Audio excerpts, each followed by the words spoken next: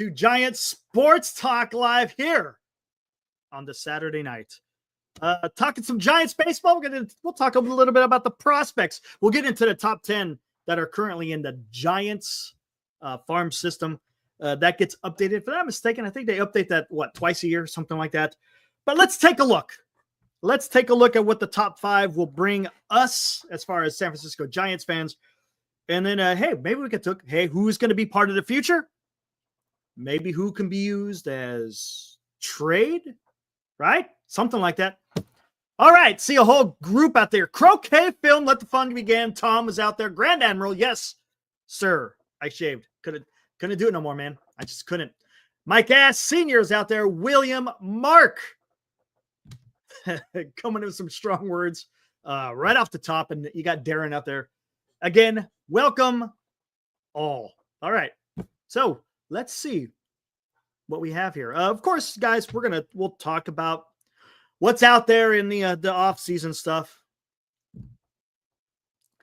Saw some more stuff on good old Sugano.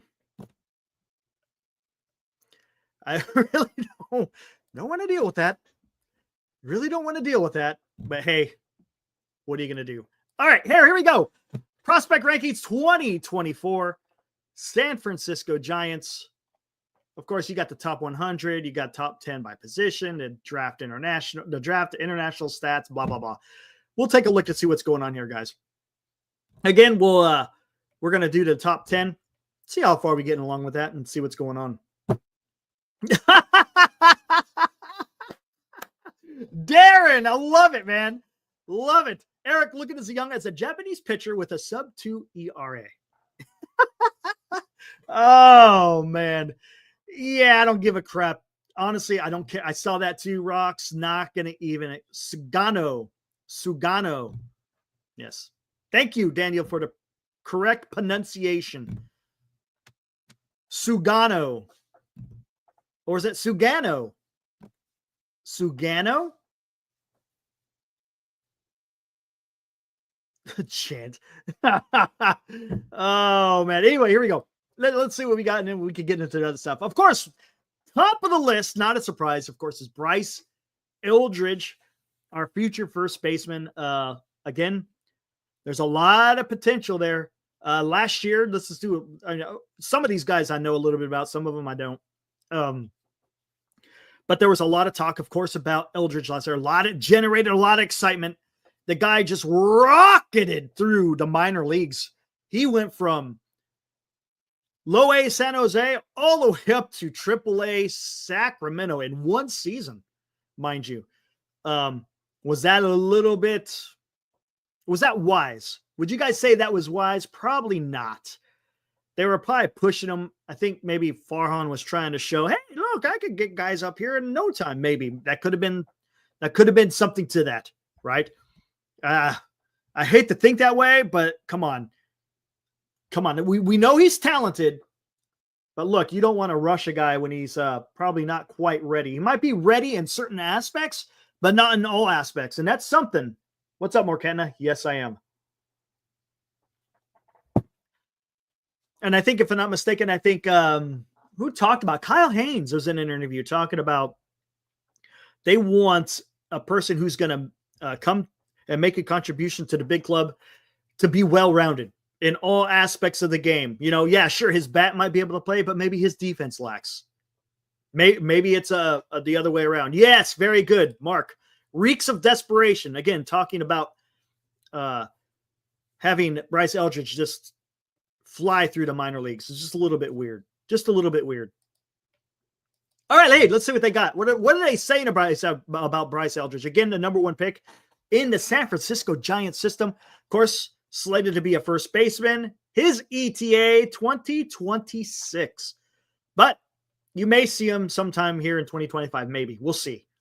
I think he needs to start off in the minor leagues, again, just to make sure he's good to go. You don't want to rush the guy. What are they saying about this guy? Make sure it shows up that, okay, it does. Good. What are they saying about Bryce Eldridge? Look at that.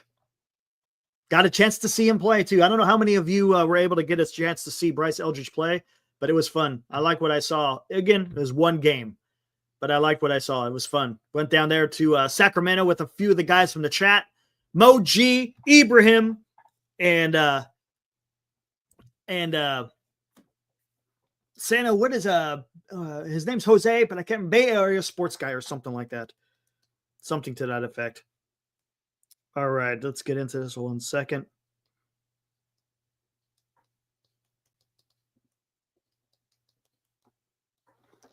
All right. Here we go. 20 years old.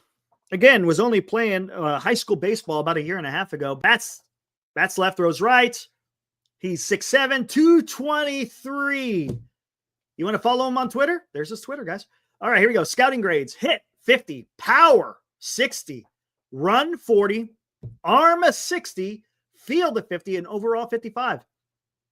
Best two-way talent. Okay, let's get away from that two-way talent because the guy is not going to be a pitcher. All right. Won MVP honors during the 2022 18 and under World Cup after homering and spinning a shutout. Don't worry about the pitching.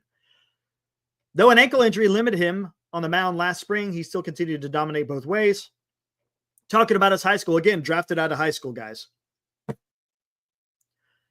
To its second Virginia Class 6 title in 3 seasons and winning Gatorade State Player of the Year award. Signed for almost $4 million as the 16th overall choice. Last July, he homered 6 times in 31 games and reached single A in his pro debut. Eldridge's raw power ranked among the best in 2023 class and is his best attribute. He already hits the ball harder than most minor leaguers as a teenager. Thanks to a quick left-handed stroke and the strength and leverage in his 6'7" frame, he can crush the ball out of any part of the park and also shows some feel for hitting with relatively compact swing for his size and the disciplined approach. Okay, real quick, guys. I think we've seen that. For those of you who are following us here on Giant Sports Talk Live, anytime they had any type of clips of Eldridge Reed show. What's up, Greg? Good to see you, man. Great show earlier this evening. Good stuff, man. But we saw his power firsthand. Opposite field power, of course, the poolside power. The guy is something. He's special with the bat. There's no doubt about it. Whether it's going to be able to play in the major leagues, that's to be determined. We all think it may, but let's see what happens, guys. PJ, they're going to sign Profar Kim, 2 pitches, one being Flaherty, and the other one fans, and tell the fans they tried. PJ, maybe, but let's see what happens. Nothing's happened yet. We'll get into it, though. All right, anyways, back to his power swing. Yeah, we saw it both in San Jose, in Eugene, in Richmond, and, of course, in Sacramento. The guy may be special. We'll see what happens. Despite his below-average speed, Eldridge is more athletic than most players his size. He spent his first pro summer in right field before moving to first base, where he displays soft hands and a plus arm strength that should provide at least average defense. He was interested in trying to play both ways, blah, blah, blah, blah. Okay, who cares? Giants are going to focus him solely on hitting. All right, here, you want to take a look at his stats, guys? Let's take a look at his stats. Career. Last year. Wait, what was 2020? Yeah, I don't want to worry about that one. Let's do 2024. All right, this is what we want to see right here. So for 4 teams, batted .291, had a .374 on base, slug .516, OPS of .890. Guys, get stupid. There we go. Let's bring this over more. Was able to play 116 games, had 446 at-bats, 130 hits, 27 doubles, 23 home runs, 92 RBIs. Struck out 132 times. A little bit on the high side, right? But that'll come. And walked 59 times. All right. Again, that's Bryce Eldridge, guys. Let's see if there's any news on this guy. Okay. Nope, don't want to worry about that. Video, we've already seen. Hey, Let's check this out here. Let's check out his go-ahead home run. Why don't we? Here we go. Check it. Nope, can't do it. Disregard. Can't do it. All right. Anyways, guys, there is your little synopsis of what Bryce Eldridge has done. Again, he's looking good. Whether or not it's going to produce, we'll see. But I think he's definitely going to start off there. Oh, are you here? Oh, he's here. What's up, man? Hey, I was just getting Caitlin at work Saturday night. Had to walk her back. Not safe out there. So got it. My daughter's back. LD, you're not the only one late. So sorry. Right on. Okay. Priorities. Absolutely. Talking top prospects. We're going to go into top 10. Already just got done talking about Bryce Eldridge. Again, hey, man, this is going to be the guy. Hey, but hold on, guys.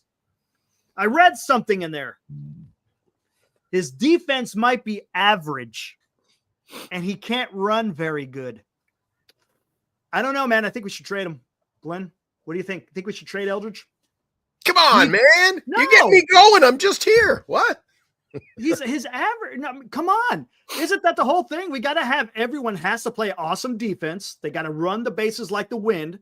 Otherwise, they ain't worth nothing, man.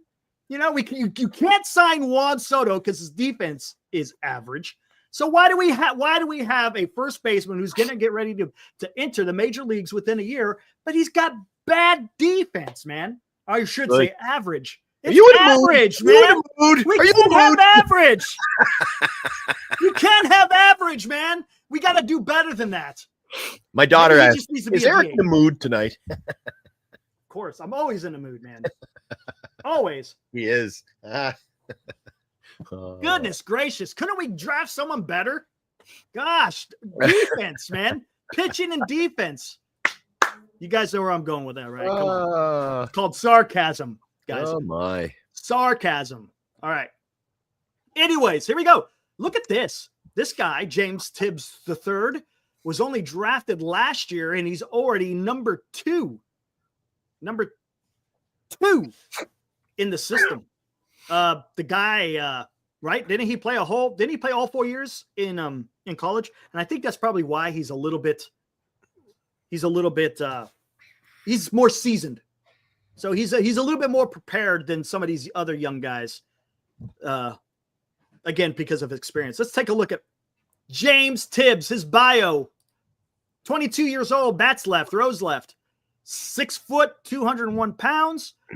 Again, there's his Twitter. If you guys want to follow him on X Twitter, here's his grades: a hit 60, power 55, run 40. Come on, guys. Arm 50, field 40, overall 50. Come on, guys. What's this? Run 40, fielding 40. We can't have that. Come on, man. No, Bishop is not on the list. Not on the top 10. Not on the top 10. Come on. I don't care if he can hit. Anyways, the third best offensive prospect in the 2021 Georgia high school class behind first rounders Brady House and Harry Ford. Tibbs had a bat over athlete profile that led him to Florida State rather than the draft. He improved throughout his 3 years with the Seminoles. There you go. Culminating at a 363, 488, and a 777 slash season with 28 homers in 2024 that earned him the Atlantic Coast Conference Player of the Year and Scholar Athlete of the Year accolades. Hey, there you go. I like that. Smart guy. Selected 13th overall by the Giants, he signed for $4 million. Oh, look, almost $4.7 million he signed for. They paid more for him than they did Eldridge. Wow. Few college players in the 2024 draft could match Tibbs' combination of swing decisions and hard contact. He cut his strikeout rate from 32% as a freshman to 12% as a junior, while improving his walk rate from 12 to 18%. I like it. And he also grew into solid power that plays to all fields. He has a smooth, quick, left-handed stroke, packs plenty of strength in his 6 foot, 201 pound, and has made adjustments to close the holes he had once had against breaking pitches. Tibbs played left field as a freshman, primarily first base as a sophomore, and right field this spring. With his below-average speed and average arm strength, left field is a realistic best-case scenario. Even if he does wind up at first base, he has the bat profile as a quality regular. I don't think he's going to be a first baseman. What do you think? I think the first base is already locked up right there. We don't have room for him, do we? No. Oh, here we go. This is what he did this year. Not like Eldridge, but okay. 241, on base 293. It's a little rough.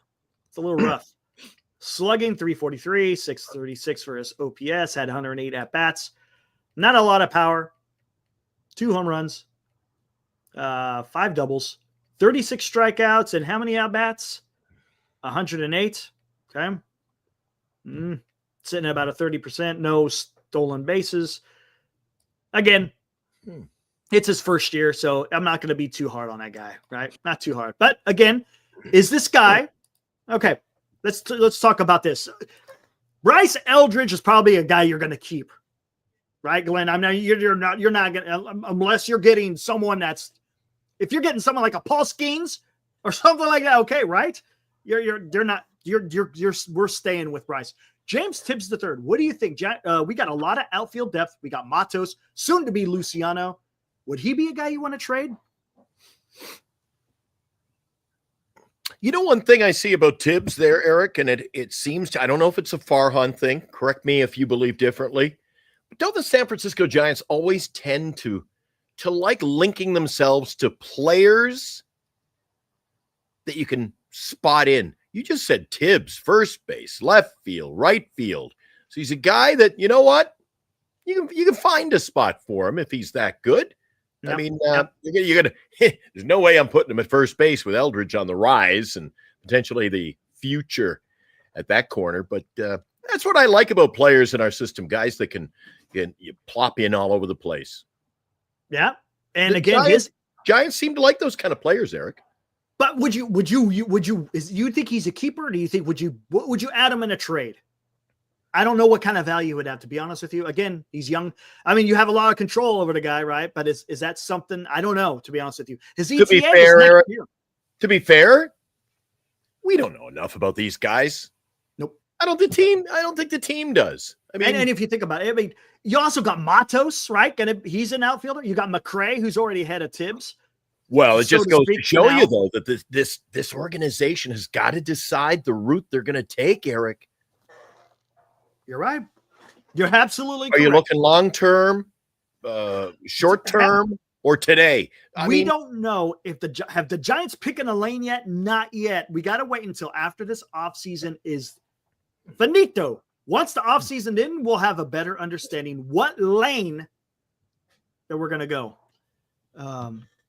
Looks to be some talent there on that list, Eric. So if you're locked in on, say, 5 years from now, let the boys play in the minors. But it, like you say, pick a lane. We don't even know if the Giants know what lane they're in yet.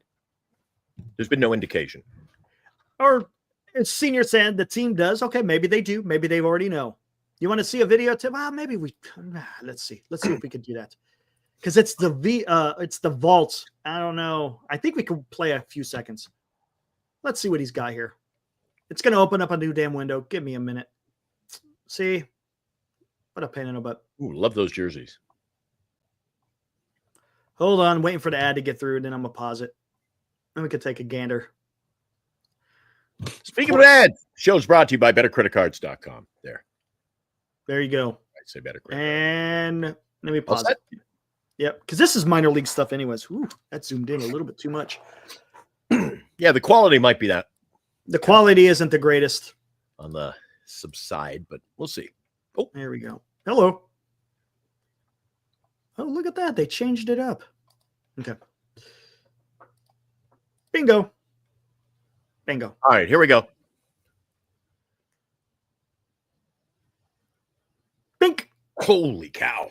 Yeah, you can't miss that, man. That was middle in. Those are the ones you don't want to miss. Look at it one more time here. Yeah, can I see that again? I'm focusing on that swing. You can't blink. Wow. That was nice. That was nice. All right. What else we got? Johnny Olerud swing. Woo. Okay. There we go. Let me see if there's another one. No. That was his first professional home run. Tallies 4 hits. Let's look at this one real quick. Let's see.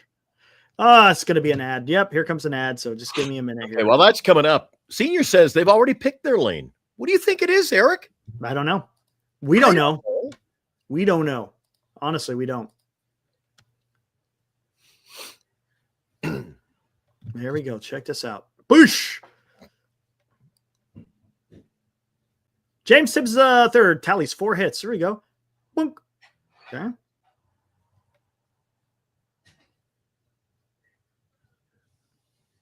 Bink. He doesn't look 6 foot, does he?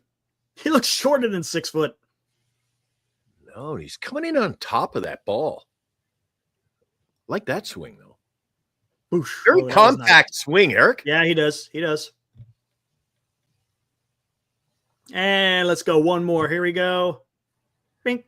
Oh, it goes the other way. Nice. A little flare. A little dead duck to left. All right, there we go. Right on. Like they say in Moneyball, PMG says he gets on base. Yeah, there you go. Oh, what the heck? Oh, here. Yeah, I guess we could keep it that way. I zoomed in too much. This looks way better. By the way, looking handsome, Eric. Hey, how about that, huh? I had to do it, man. Looks good. Couldn't stand it no more. Couldn't stand it no more. Again, he's in high A, Eugene. But they expect him to show up next year. There we go. All right, here we go. Now we're going to get to our first pitcher. Here we go. A lot of people talk about him. Carson Whisenhunt. Let's see what this guy is all about, huh? Let's see what he's about. ETA this year. Yes. Let's go to bio. He's 24. All right. A little bit, I'm not going to say long in the tooth, but he's a little bit older. Throws left. He's 6'3", 209 pounds. Drafted in the 22 draft. Thank you. He was in the second round, 66 pith. ETA is next year, or this year, I should say. His Twitter, if you want to follow him. Here we go. Fastball 55, curveball 50, changeup 70. Whoo! Whoo! Cutter is a 50, control 45. That's something he's going to have to work on. Overall 50. Again, he's been in the minors for a little while. Last year he was in did he spend most of his time in Sacramento? We'll look here when we bring up his stats. While Whisenhunt ranks as the best healthy college left-hander in the 22 draft, he didn't throw a pitch for the East Carolina that spring because the NCAA suspended him for the season after testing positive for performance-enhancing drug. He displayed his usual stuff in the Cape Cod League before the Giants made him the final pick in the second round and signed him for a well over slot of $1.8 million. He recorded a 2.45 ERA in 16 starts and reached AA 2 months into his first full pro season before getting shut down with elbow sprain late in July. Whisenhunt owns one of the best changeups in the game, a plus weapon that approaches hitters in the low 80s before tumbling at the plate. He can manipulate the depth and shape of his cambio and sells it with the same arm speed that he uses to produce the 92 to 95 mile per hour fastballs that tops out at 97. Heard this one before. Remember Harrison? Mm-hmm. Though his heater features some sink and can bore in on right-handers, it isn't especially lively, and he must command it well to avoid barrels.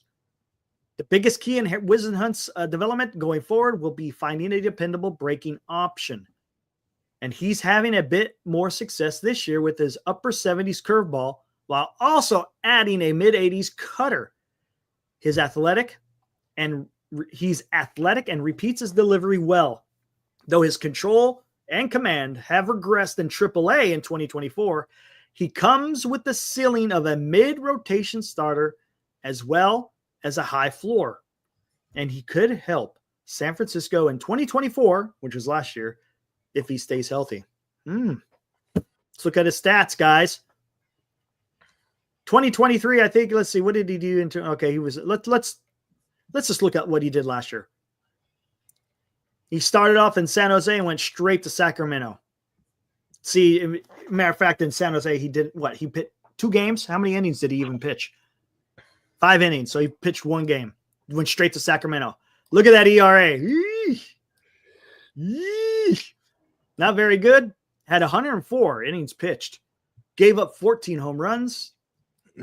Had 135 strikeouts, 53 walks. How many innings pitched? Oh, yeah, he's well over. Look at that. He's well over the 9 per inning, man. I like that. Or 9 per game, I should say. There's his whip. Whip's not that great. And that's the average. But we'll see what happens. I don't know, man. What do you guys think? You enlightened me. Did I miss it? Was I alone, guys? I didn't know PEDs were a part of his bio. Yeah. You know who else's PEDs are part of their bio? Logan Webb. Oh, no. There you go. When he was in the minors. Oh, there you go. Hey, Benji. Anyways, so, I mean, what do you guys think about that? Do you guys like? Do you guys like Whisenhunt? Everyone talks about him. They say he has a devastating changeup. Has to work on another off speed. They say his fastball is a little bit too straight. I don't know. Do you think he's a surprise? Makes the club next year? They say they predict 25, Eric. Maybe. Look, there's a lot of guys ahead of him, too, that I think are in the pecking order. Because you still got Landon Roop and Mason Black and Keaton Wynn. What's his name? Beck is still out there. Joshua says could be a good trade piece. Maybe you do trade this guy. Maybe you make him part of a package, guys. Again, the Giants have a lot of depth in starting pitching, so I don't know. Okay, let's talk about it, guys. Since we're talking about pitchers, who would be a guy that you want to package together if the Giants are if you want to get a trade done, who would you want to trade? Webb. Okay. Anyone else? Anyone? Harrison, Whisenhunt, Roop, Black, Beck, Wynn, Birdsong. I don't think you could trade Ray. Ray, I think you're stuck with. Hicks, I think you're stuck with. Hell of this, hell of that. We need a bat that hits 30 home runs. How about you? Can you trade for someone? Trade Beck. Joshua, trade Ray. I don't know if you could do that. You're going to have to eat some salary, right?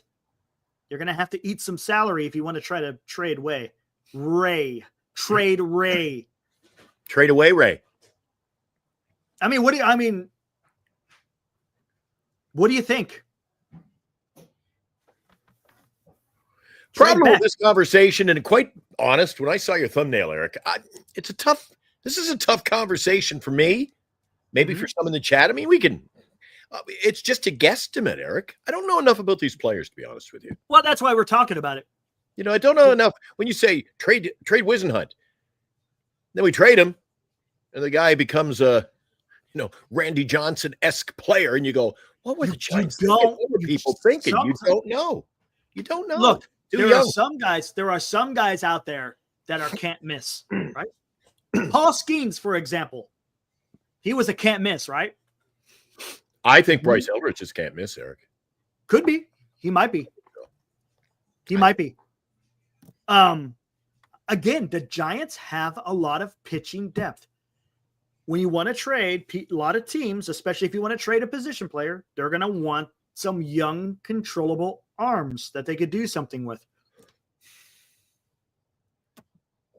I don't know. Webb is the only one with significant trade value, as the only one with a multi-year track record. But hey, Kenneth, you're correct on that. But there's a lot of clubs out there that also, Zach Wheeler took forever to get where he was, though, guys. You got to remember that. That's why I don't care about that trade, because Zach Wheeler wasn't good for like 4 or 5 years after the Giants had traded him to the Mets. Yeah. So I'm not so upset about that trade, to be honest with you. The guy it took him forever to develop. Sorry about that, Ibrahim. Senior says, class is in session, Eric.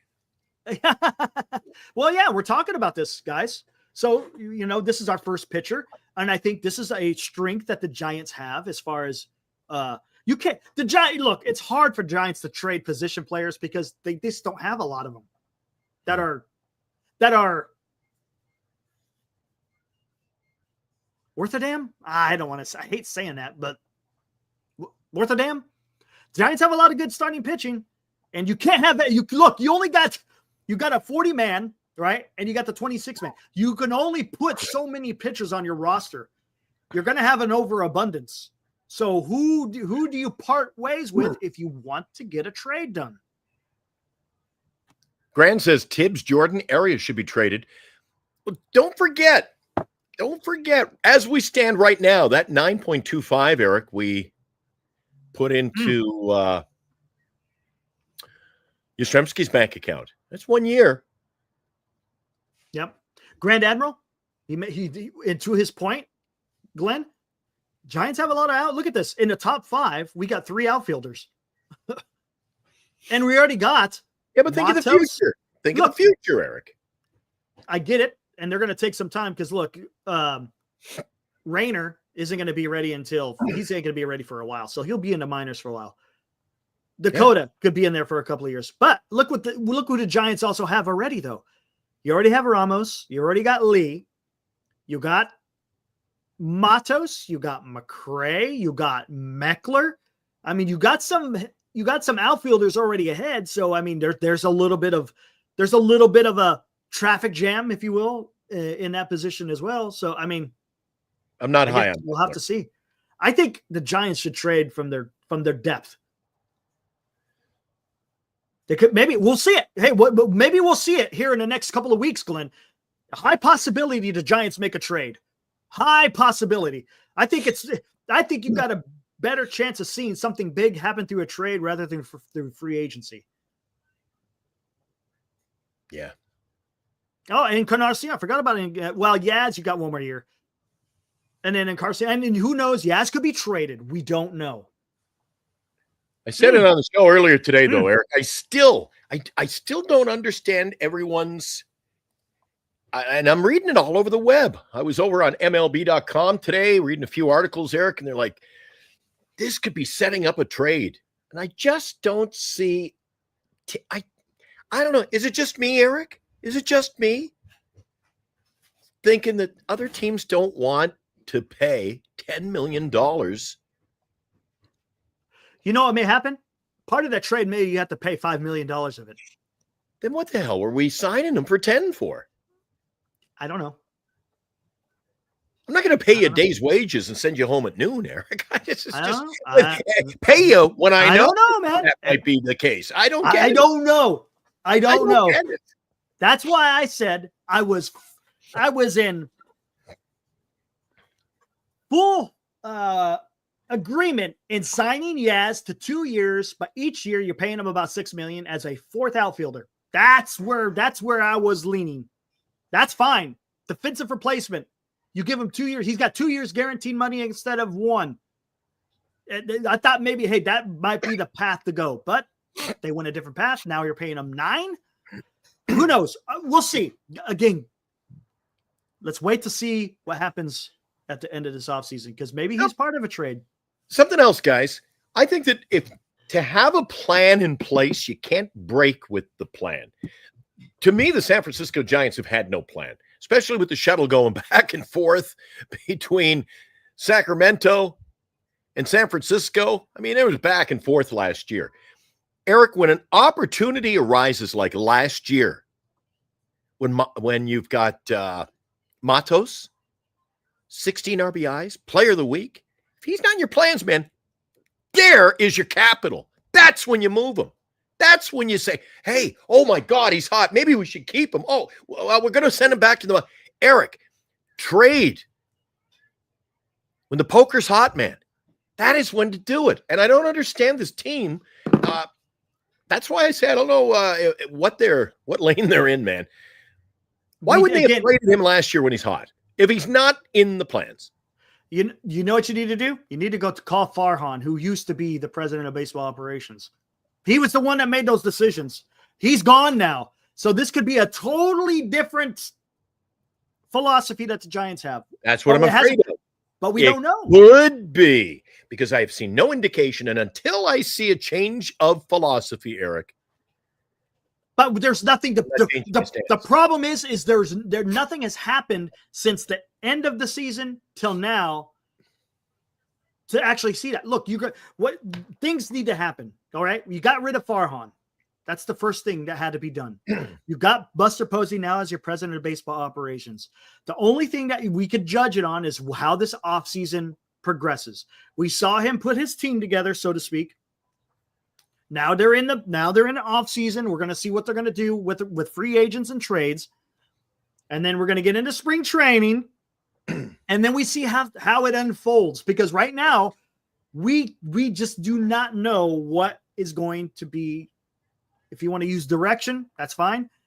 We don't know what it's going to consist of. We know what it consisted of under Farhan. We absolutely 100% positively understood what it was when Farhan was running baseball, president of baseball operations. We can't make that determination right now. All we can do this way. Are your spidey senses tingling? Are you getting have you got faith in this organization, Eric? I can't say. I don't know. You didn't say that. See, Mosey hasn't done nothing yet. That's the problem. You can't make that judgment. You can't say yay or nay. You know what it is? It's a bunch of NA, not applicable, because he hasn't done it yet. Nothing has happened. So let's see. Sort of like this. It's sort of like this exercise. We're talking about future players, guys will be ready next year and the year after. We don't know if we're yay or nay. We haven't seen enough of them either. No, absolutely. And the purpose of this is to see who are the top 10 in the Giants organization, because these guys may make an appearance either this year or in the short future. These also may be guys that may be part of trades. So we need to understand who these guys are, because we may see some of these names. Look, when there's trades to be done between teams, you know what they look at? They look at the team's top 30 prospects. Right now, we're just looking at the top 10. And that is what other teams look at. They don't necessarily, they'll look at the top 100. I get it. But what they'll do is they'll look at each club's top 30, and that's when they start henpicking. Hey, we might like this guy. We might like this guy for this guy, whatever it may be. So it's a good exercise to understand who is at least in the top third of the Giants' top 30. We got Dakota Johnson. We got to hope to hell that we see a big trade here. Maybe. We'll see. Better be hoping. Dakota Johnson, 21 years old. He was drafted last year as well. In the fourth round, 116th pick. He is 6 foot, 220 pounds. Hits 40, power 60. He's got some thunder in that bat. He runs 60. His arm is 50, field 50, overall 50. Okay. So it sounds like by looking at these grades, he looks like your prototypical MLB player this year or these days. Low average, a lot of power. There you go. We'll see. One of the best prep athletes in the 2022 draft. Jordan went unselected because he planned on playing baseball and football at Mississippi State. The 3-star wide receiver recruit wound up giving up the gridiron and handled the rugged Southeastern Conference well, batting .336 and bashing 30 home runs in 2 seasons. Left without second and third round picks in the 2024 draft after signing free agents Matt Chapman and Blake Snell, the Giants were delighted to find the sophomore eligible Jordan available in the 4th round and signed him for a well over slot of $1.9 million. Jordan may have had more bat speed than anyone in the 2024 draft. His lightning fast right-handed swing and strength produce high exit velocities and at least plus power to all fields.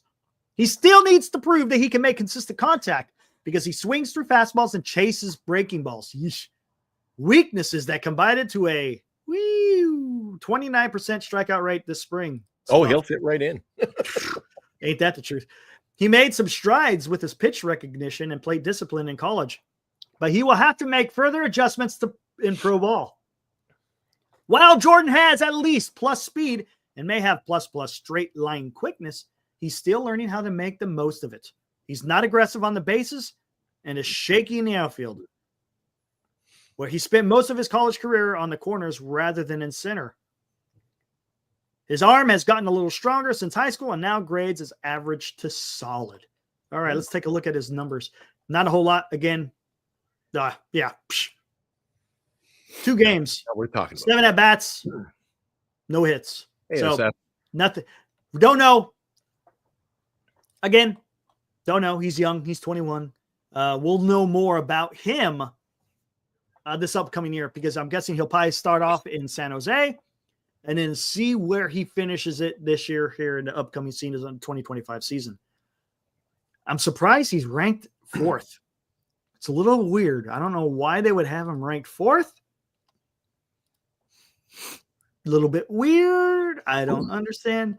What's according to that write-up, he sits around 92 to 95, Al. They say there's times he can hit 97. Guys, you know why he's ranked 4th? You know why he's ranked 4th, Eric? Probably because it's power. Because that shows you how much depth we've got in our minor league system, buddy. We'll see. Well, watch how thin it's going to get.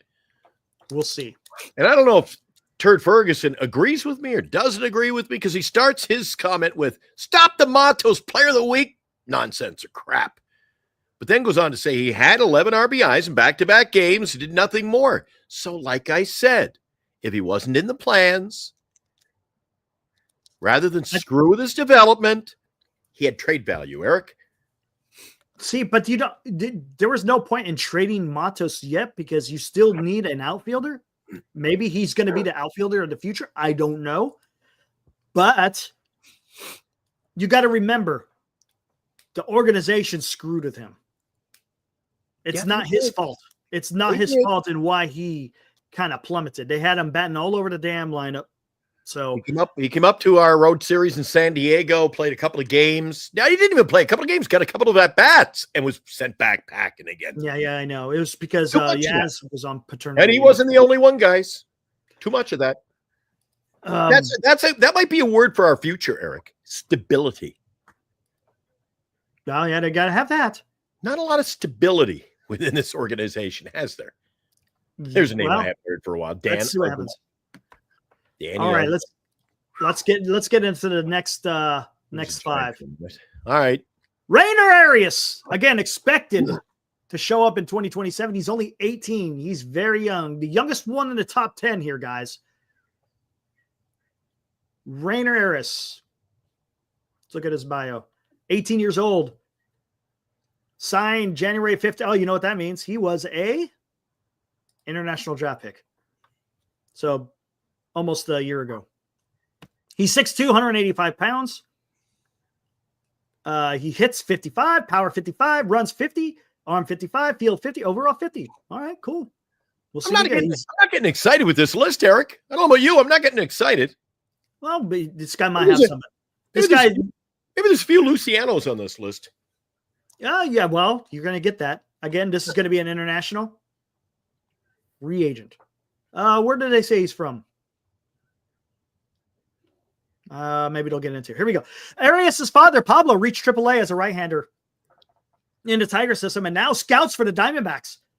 One of the more physical players in the 2023 international crop, Rayner signed with the Giants for $2.6 million, the second highest international bonus in franchise history, behind only Lucius Fox's $6 million in 2015. Goodness gracious. Ooh. Yeah, what happened to Lucius Fox? He ranked in his pro debut in rookie-level Dominican Summer League, slashing .414, .539, .793 in 16 games, before breaking his left wrist, making a diving catch. That's not good. Yeah, I remember hearing about that. International scouts compare Arias to a young Eloy Jimenez, while the Giants officials say his 6'2" frame and demeanor could make him Marco Luciano's little brother. He's more advanced than most teenagers because he grew up around the game, and his combination of hitting ability, power, and control of the strike zone is rare. So are the exit velocities he's already producing with his electric right-handed stroke and present strength. And he still has room to add more muscle. Remember, he's only 18, still young. Arias plays quicker than his average speed thanks to his high baseball IQ. I like that. But he could lose a step as he fills out. His instincts enhance his chances of remaining in center field, where he spent his entire debut. Though he can't afford to lose any quickness, if he has to move, he'll fit the classic right field profile with his huge power potential and solid arm strength. What do you think? Let's see. Did he play anywhere? I don't think he played anywhere. Rookie ball. Too early for me. I like what they're saying. I mean, this is an international guy. This is what you want to see. Maybe there's some potential there. We're gonna know a little bit more further along. Again, he's not expected to hit the major leagues until 2027, so we got some years. But he seems like an exciting player that may be contributing to the organization. We'll have to see. Again, he's the highest ranking international guy right now for the Giants. That may change though. This winter when they signed that other the guys that what did they link to? What's his name? Joe Sarr, I think is his name. Supposedly they're comparing him to the next Francisco Lindor switch hitter. So we'll see what young Arias will bring to the San Francisco Giants in the future. Another pitcher, our second pitcher. It's another lefty, by the way. Expected debut is going to be in next year, 2026. 6'5", 200 pounds. Ooh, he's a lanky guy. Already 23 years old. Drafted in 2023. 69th pick. What the heck's 2-6th? 2-6th. Throws left. Bats left. Doesn't matter what he bats. Scouting fastball 55. Slider 60. Changeup 50. Control 50. Overall 50. All right, let's see what this kid has. After working just 5 2/3 innings in 2 seasons at Purdue, Whitman transferred to Kent State in 2023.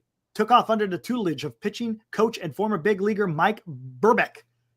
He won Mid-American Conference Pitcher of the Year accolades and became the consensus best college left-hander in the draft. The Giants were surprised to find him available in the supplemental second round and only signed him for less than $1 million, only $805,000, and saw him pitch well in a brief pro debut. A true 3-pitch starter, Whitman owns a fastball that sits at 91 to 96 and touches 91 to 94 and touches 96. Playing better than its velocity because of its ride and tail and his ability to command it. See, I like that. It's not a damn arrow. It's not an arrow. His best option is his low 80 slider with horizontal and vertical action. And he does an even better job of locating it than his heater. Interesting. Though his low 80s changeup isn't as consistent as his other 2 offerings because he hasn't used it much, it fades and sinks and misses bats. Whitman did not throw strikes at Purdue, but that's no longer an issue. He cleaned up his delivery at Kent State. And while it still features some effort, he now fills the zone with his fastball and slider. If he continues to refine his changeup and control, he could develop into a mid-rotation starter. Again, kid's already 23. Let's see his stats. Let's see what he did last year. Finished in high A Eugene. In San Jose, 1-5, 4.2 ERA. Average only 229. That's not too bad, but he gave up some runs. Had 54 strikeouts in 50 innings pitched with 26 walks. His whip 1.3. A little bit better in Eugene, 2-3, but his ERA was a little bit inflated as well. Still, man, look at that. 54 strikeouts, 52 innings pitched. Again, his whip was a little bit lower. I'm not in on him, Eric.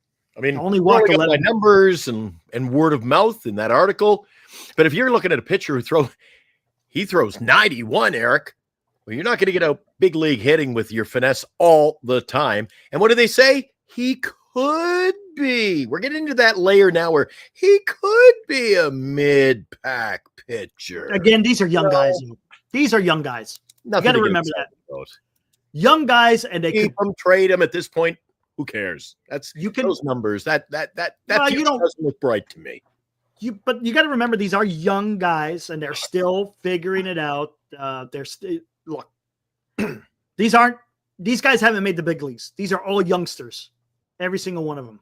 Right. Yeah. Well, also take into account though, I mean, we're looking at guys now. He played college ball, Eric, a little older. Yeah, he's a little bit older. Yeah. The guys they drafted out of college will be a little bit older. But again, they still need to get that major league experience while in the minor leagues, because you got to work on things. Look, what may work in college is not going to work in the MLB. So you got to learn. Maybe you got to develop. That's just part of baseball, right? That's why it takes forever for a player to reach the major leagues. It takes so much just development and training. I mean, it's not. Look, not everybody is like a freaking Bryce Harper or Juan Soto or Ken Griffey Jr. or a Matt or a Paul Skeens. You're just not. You know, I mean, those guys are gifted, right? Put it in your calendar. I see Joe Whitman being a independent league pitcher for a team like St. Paul in a few years, Eric. Not liking it. We'll see. We'll keep an eye on him. Now we will. I'm sure Walker Martin. He's another guy that's been touted. He was drafted also in a 2023 draft. I think, if I'm not mistaken, I think he battled some injuries too. Again, a youngster, only 20 years old, 6'2", 188 pounds, hit 45, power 55, run 55, arm 50, field 50, with an overall 50. Martin hoarded state championships at Eaton, Colorado High School, winning 3 consecutive 2A titles in football as a quarterback and 3 straight at 3A level in baseball. Gatorade's 2023 Colorado Prep Player of the Year. He led all national high schoolers with 20 home runs, 75 RBIs in 29 games last spring.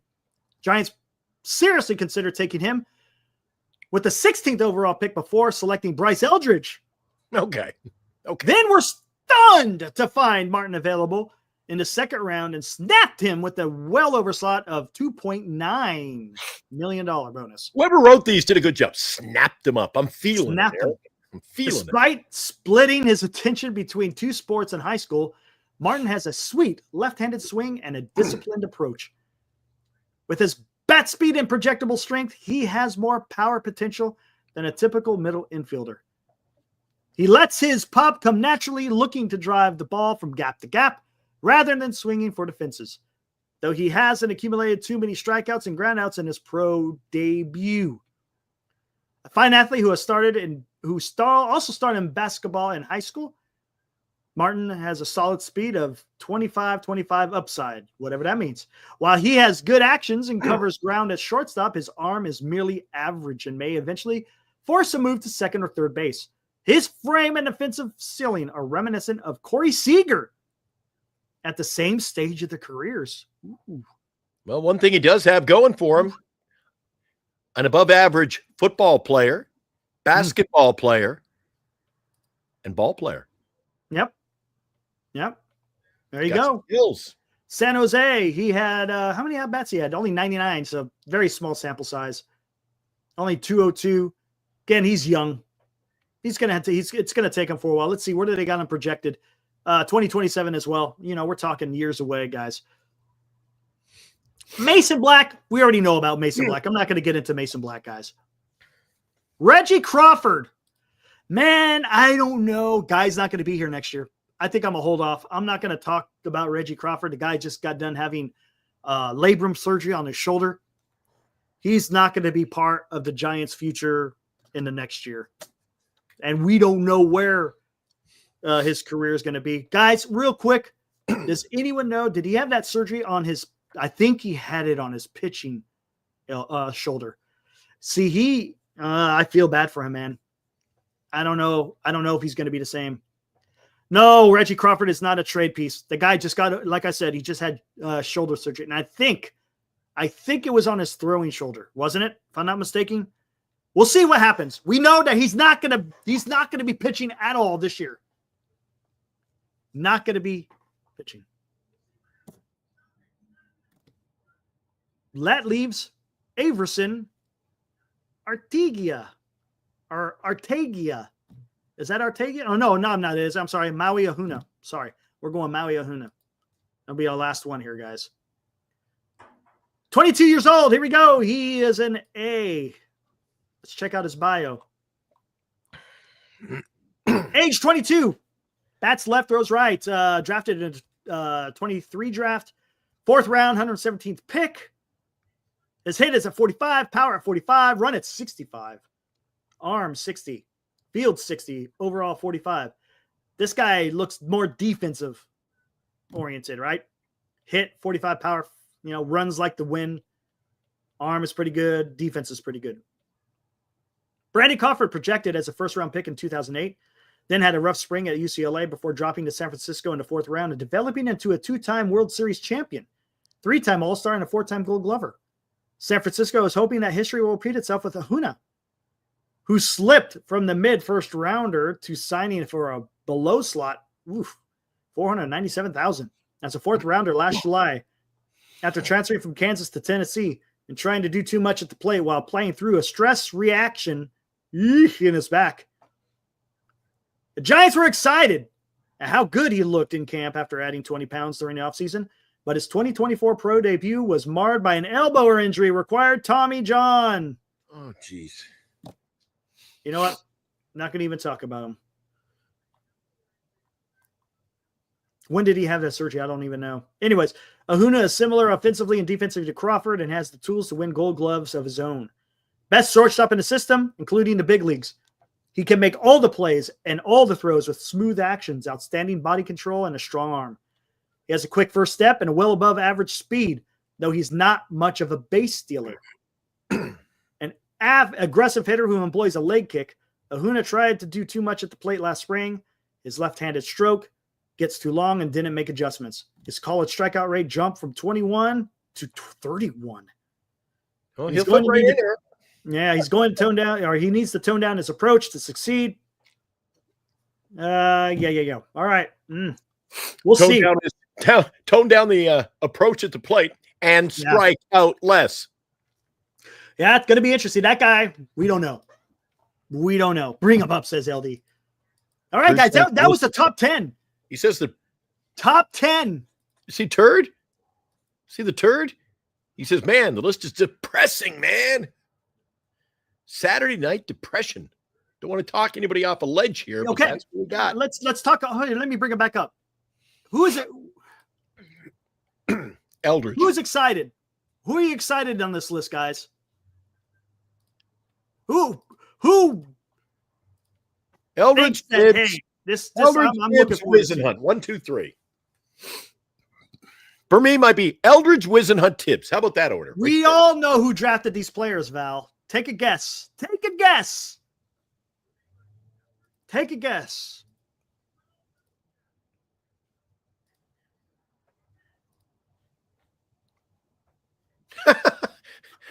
Tonight's show brought to you by Prozac. There you go, Daniel. There we go. Nice. All right, here we go. So, Morcana, just Eldridge and Whisenhunt, okay? Senior, Arias. Yeah, Arias and Eldridge. PMG, Eldridge, Tibbs, Martin. Hiroku, once again, why Giants need to go after Soto. I like it. Here, get rid of this. That's true. It's true, Eric. Get rid of this damn thing. Yes. Lethal, Tibbs, Whitman, Jordan. Okay. LD, Eldridge, Whisenhunt, Tibbs, Jordan are interesting. Val, Farhan is trash. Red says Eldridge and Whisenhunt. Morcana, shut the hell up. Don't forget about Tamayuki. We don't need more freaking Sugano talk. I've been excited about Rayner. I spent a lot of time. I was reading up on him today, Eric. I figure if he's coming here, I better know all about him. I'm sure you did a workup on him. I did, Eric. Oh, brother. Are we going to go down this path? Are we going to go down this path? Well, wait a second. Oh. Don't let my research go in vain, Eric. No, let's go. Hold on. Let's wait. Let's finish this up, and then we can get into that. I can warm up my coffee. And yeah. Yeah, I want to hear what you have to say about Sugano. All right, here we go. I don't have much to say. Eldridge, but is guarded. No one else. None. All have major flaws. Okay. Who's older, Sugano or Arias' parents? Oh, coming in hard tonight. He shot 1, 2, and 4. Bryce, Tibbs, Dakota. Gotcha. I like Eldridge. Rayner Arias seems like he might be something. I kind of like what they're saying about him. I'm a little bit worried about Whisenhunt, to be honest with you guys. A little bit worried. We'll see what he does. He had a pretty inflated. Now, granted, the Pacific League isn't exactly conducive to pitching. I think that there's a lot of sluggers here in the Pacific League. Ball travels. You got that damn ballpark in St. Louis and Reno where the ball just freaking flies. So, I mean, granted, you're going to see that too in the major leagues, but Mark, trade them all. Ah, man, that's tough. It's tough. This is why I said they should trade Harrison, maybe Luciano. I don't know, maybe not Matos because you might have to keep that. Maybe even Whisenhunt, guys. Maybe even Whisenhunt. I don't know if I want to get rid of Rayner though. If you want to trade Jordan, maybe. Jordan seems like your prototypical baseball player of today, right? They say he has a lot of power, but a lot of swing and miss as well. He's got a fast swing, but he misses bats. So again, maybe he develops into something. We don't know, guys. We don't know. Trade Webb and Doval for Mayo. I just don't want another damn prospect. Here, let's take a look at something, guys. Let's take a look. And where are you going to put Mayo? Here we go. If you sign Kobe Mayo, where do you play Kobe Mayo? I like Kobe Mayo. I'm not going to say I don't. But where does Kobe Mayo fit in the lineup? What position does he play? Jordan is Jalen Davis 2.0. That's a possibility. Oh, Jalen Davis. Good grief. Remember him? Yeah. Oh. Yeah. Maybe Jalen Davis is exactly the reason why maybe don't balk at making trades in your minor league system, Eric. Let me see something. Don't balk at it. Jalen Davis. Holy cow. Oh, what the hell's going on here? I don't want this. Where are we at? Here we go. Baseball Reference. Let's take a look at Kobe. Or Katniss says, I'd only trade Whisenhunt if we keep Birdsong. I like Birdsong. Oh, we're keeping Birdsong. You got to keep Birdsong. You couldn't move both anyway. You just can't move both of those guys. So I think Whisenhunt is the guy I'd trade. Agree with you. Oh, gosh. Hold on. Where is it at? Let me minimize this. Gosh, dang it. Because then it doesn't pick up. There we go. Let's look at minor leagues. Let's see what he's done. Because in the May has done nothing. Trade Bailey. I'm going to see where he's played. Fielding.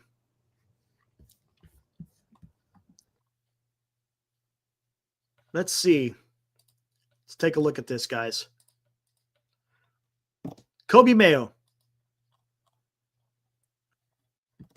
2021. Played third base, shortstop. Okay, left-hand sided infield. 2022, third base. Then he played first base, primarily third base. 2023, played a little bit of first base, third base, first base, third base. Again, playing corner infield spots there in 2023. Last year, DH. As a 22-year-old, I don't know about that, but Third base, corner infielder. He's a corner infielder. I see nothing about him being an outfielder. Yeah, Chapman's 31.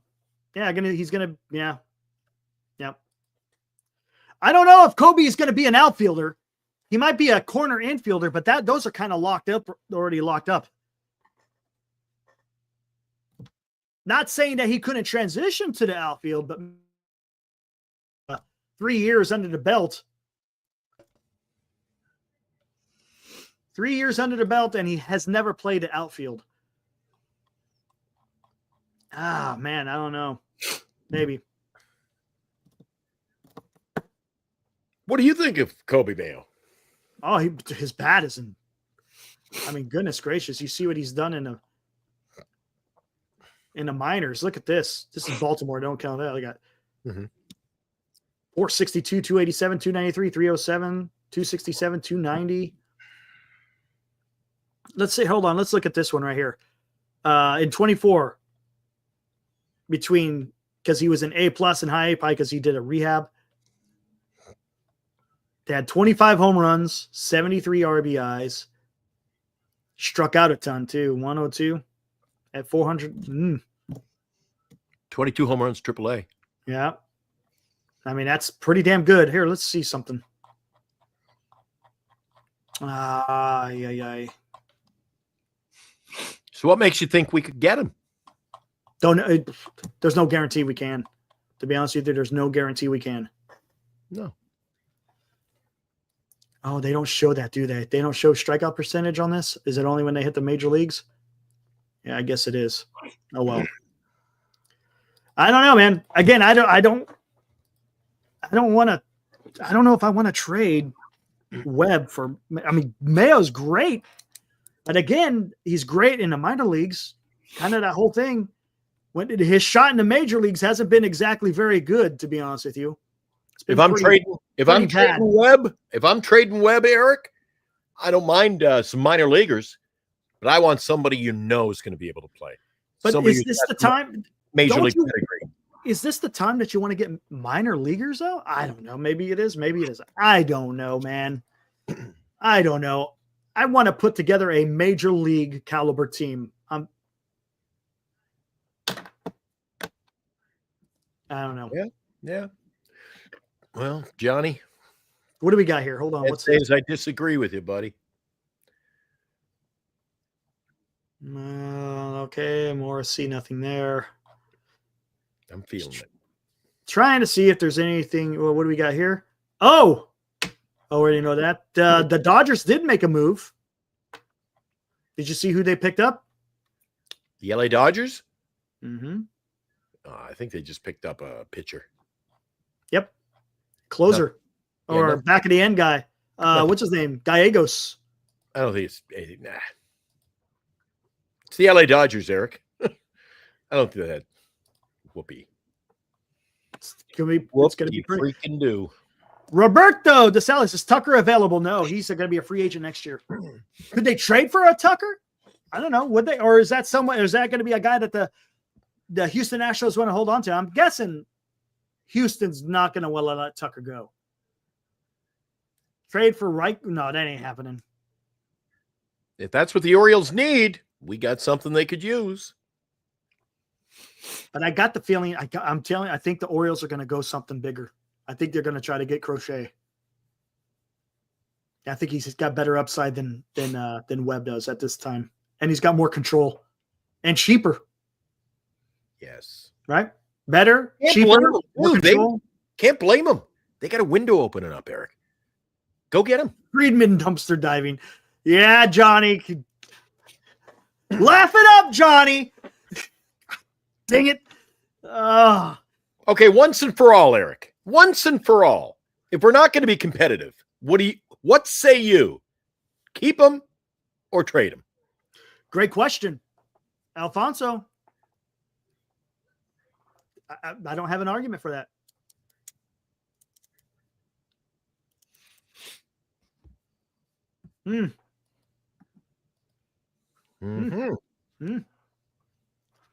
Good question. I don't know, man. It's gonna be That's a great question, man. You got me stumped on that one.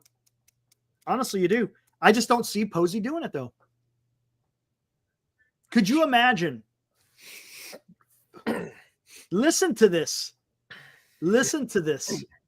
Buster Posey takes over as president of baseball, and as one of his first moves is he trades Webb, quote unquote, a fan favorite.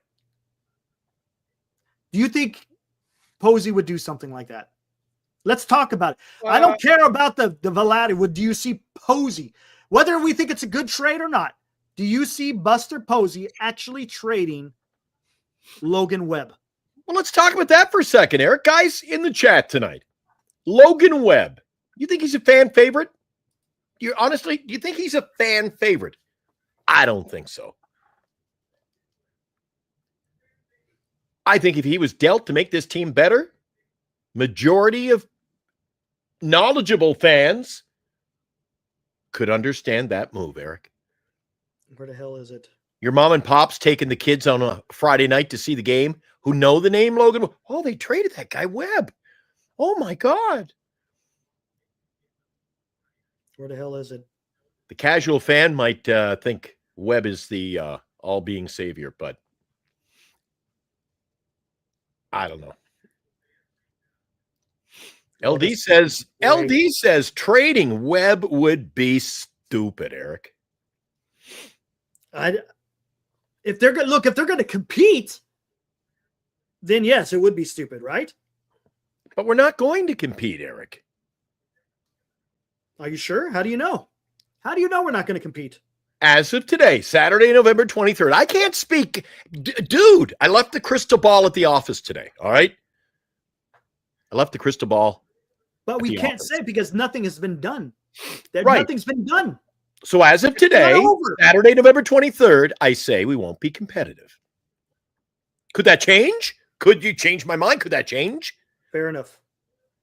On paper, right now, I keep saying we're the same team as last year minus an ace pitcher. Does that make us better? No. But we're not done yet. Oh, this is great. Now Tom says LD is right. Glenn, wake up. So they're all LD. Is that LD says Webb is a spiritual leader, Eric. We don't know yet. We don't know what kind of leader he is. He hasn't done nothing yet. Buster Posey has not done one damn thing yet. All he's done is sign freaking arbitration eligible freaking players. That's it. He hasn't done nothing. He has not signed one free agent. He has not made one trade, but yet we're ready to freaking just say, the hell with it. Giants ain't doing nothing. Pack it up. Turn out the lights. Let's not even worry about the next freaking 3 to 4 years. That's why I wish we knew someone who would come on the show that knows maybe They're not going to tell you that. Hey, what's the direction of the team, Eric? They're not going to say that because you're giving away. If we don't know the direction of the team, how do we know what they're going to do? Yet that's not our business. That's not our business. We don't know. So why do we bother coming on here? Why do we bother coming on here, Eric? Because it's fun? Because, hey, I got a couple hours to piss away on Saturday night. Eric, we don't know. Right now, we're Soto. We're Soto-less. We're Snell-less. And we got everything coming back. You know what? Snell-less. And so Eric, are we a better team than last year? We are not done. No, we're not. But right. We're not done. But guess what? There's 29 other teams. There's 29 other teams out there that don't have Soto, that doesn't have Snell, that doesn't have Burns, that doesn't have Adames, that doesn't have Alonso.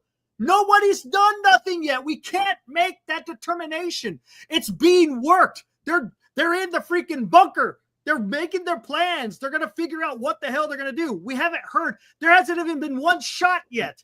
Not one shot has been fired. We don't know what Buster Posey's going to do. Now, once this offseason is done and completed, then we will know what direction. Is it going to be? Are they going for it? Are they rebuilding in some sort of fashion? We don't know. We have no idea. Zero. He's already waving a white flag. They may be in the bunker, but they're coming out of the fox. They're coming out of the foxhole, Eric. Okay. I'm saying they better, sure as hell, better do something.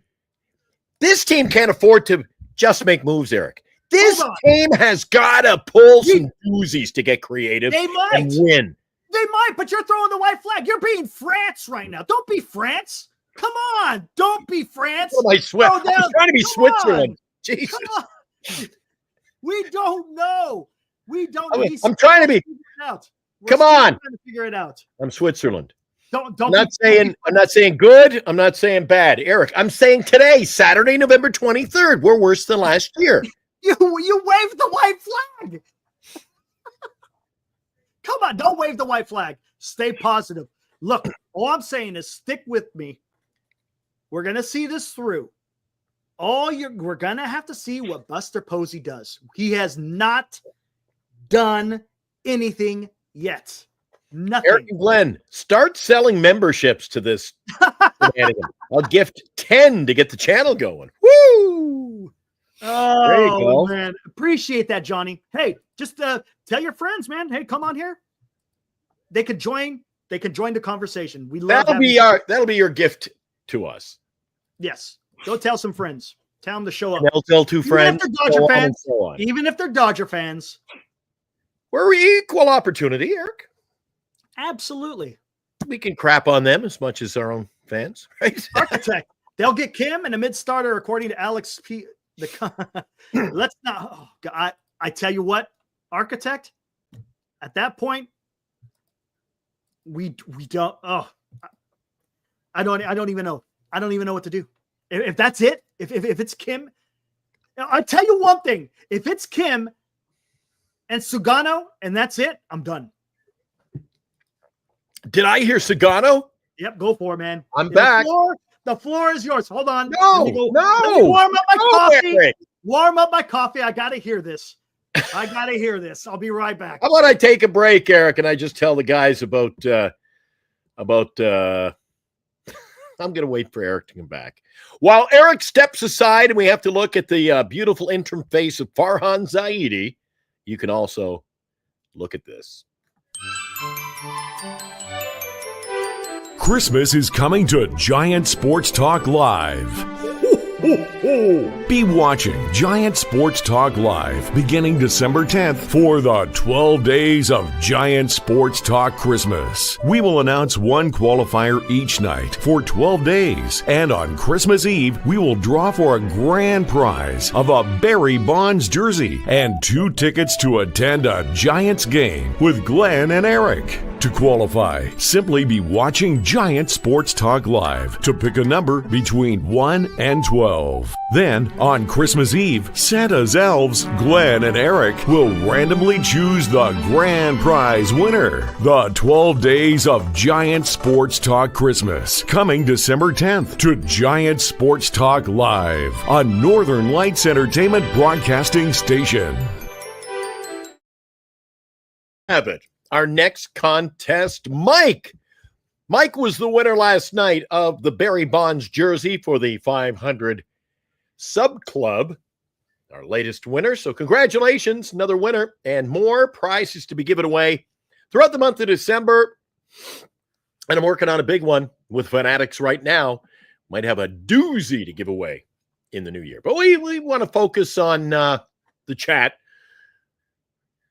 focus on some giveaways, and focus on what the hell this team is going to do next year. Eric, he's back. Eric, I was just saying what a great job you're doing. Appreciate it. And as it stands right now, Saturday, November 23rd, we're worse off than we were last year. But you can't, it's not correct to make a judgment. No one ever judged a baseball team on November 23rd of any year. So we just did an hour on all that minor league system. We can't make a judgment on them. No, it's minor leagues. It's just what's coming up the pike. That's it. That's all that is. We just want to see what the youngsters are looking like out there. Not a gamer wants you to go to San Diego. He says he wants to hang out with Eric and Glenn. Hey, right on. Hey, gamer, come on up here, man.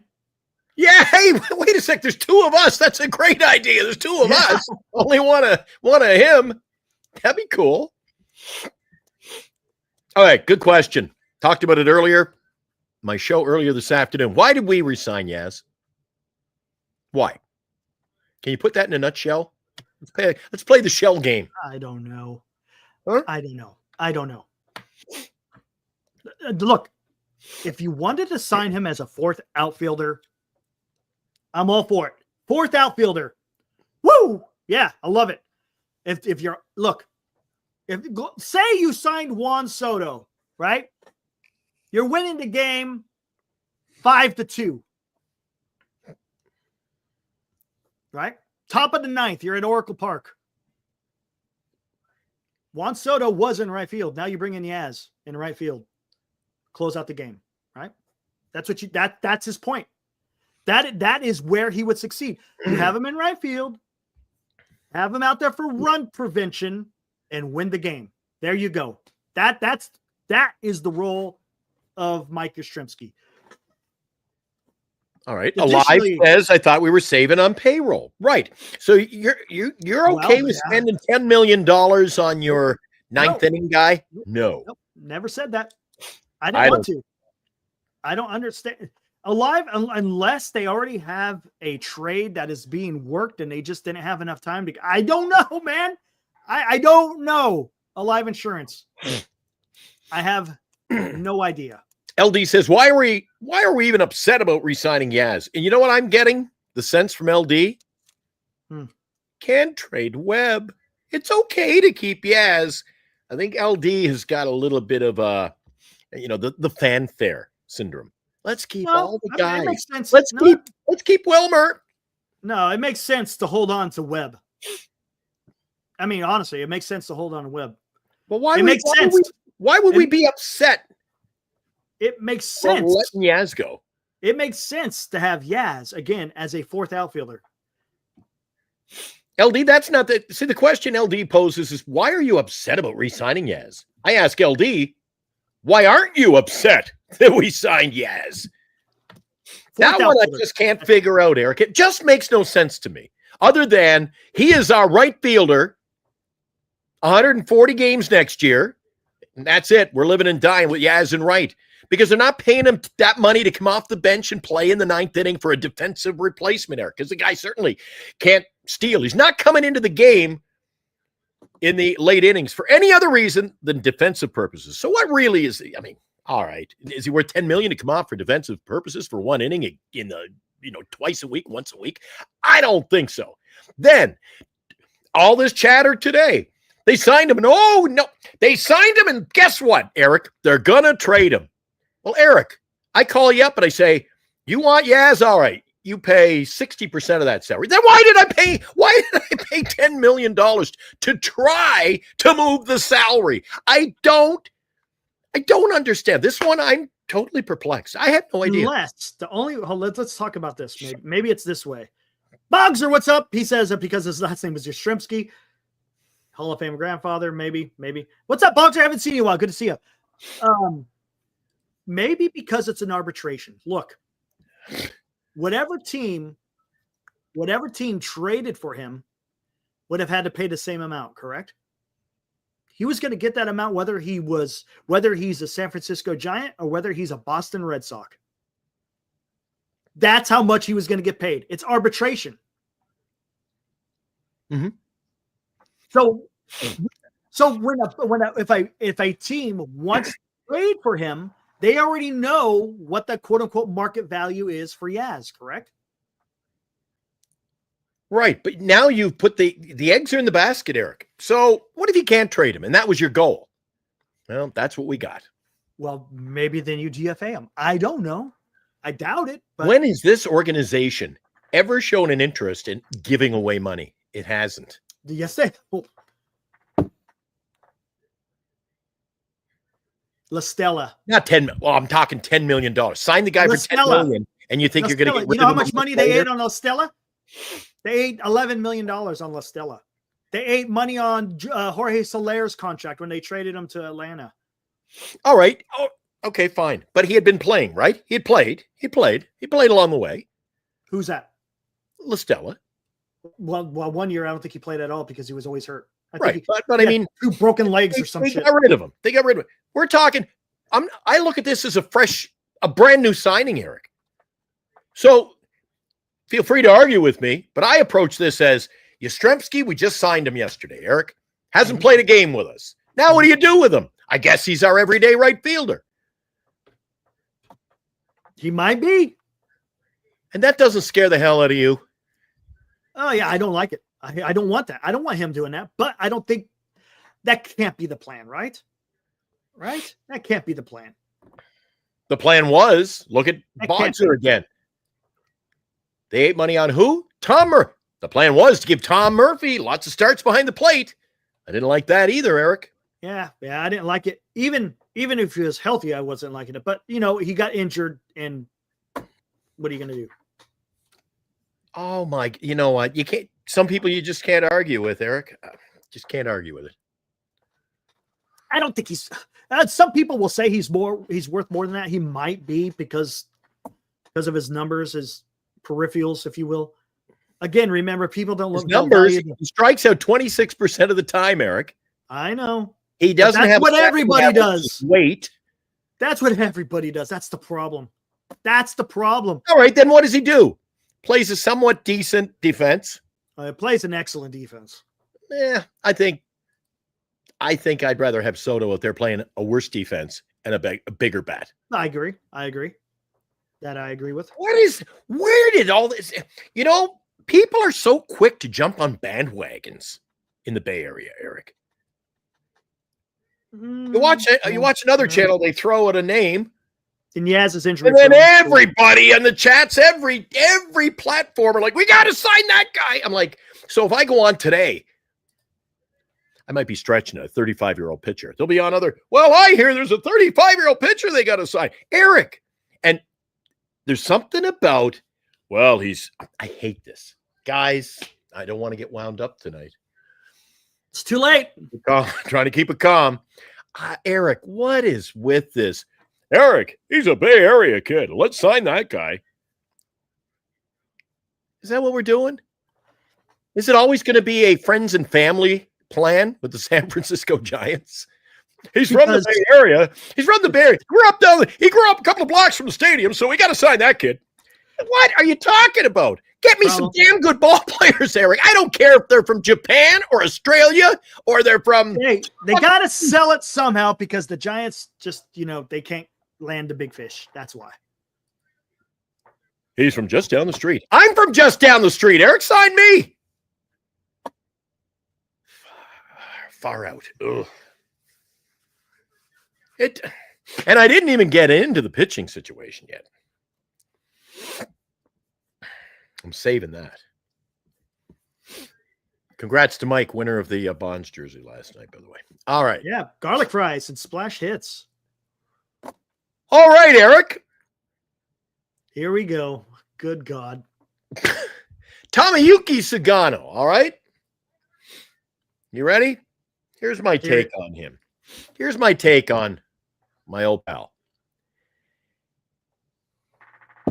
It's not this word is kind of sprinkling in that the Giants have their eye on him. Eric doesn't like that. Some guys in the chat don't like that.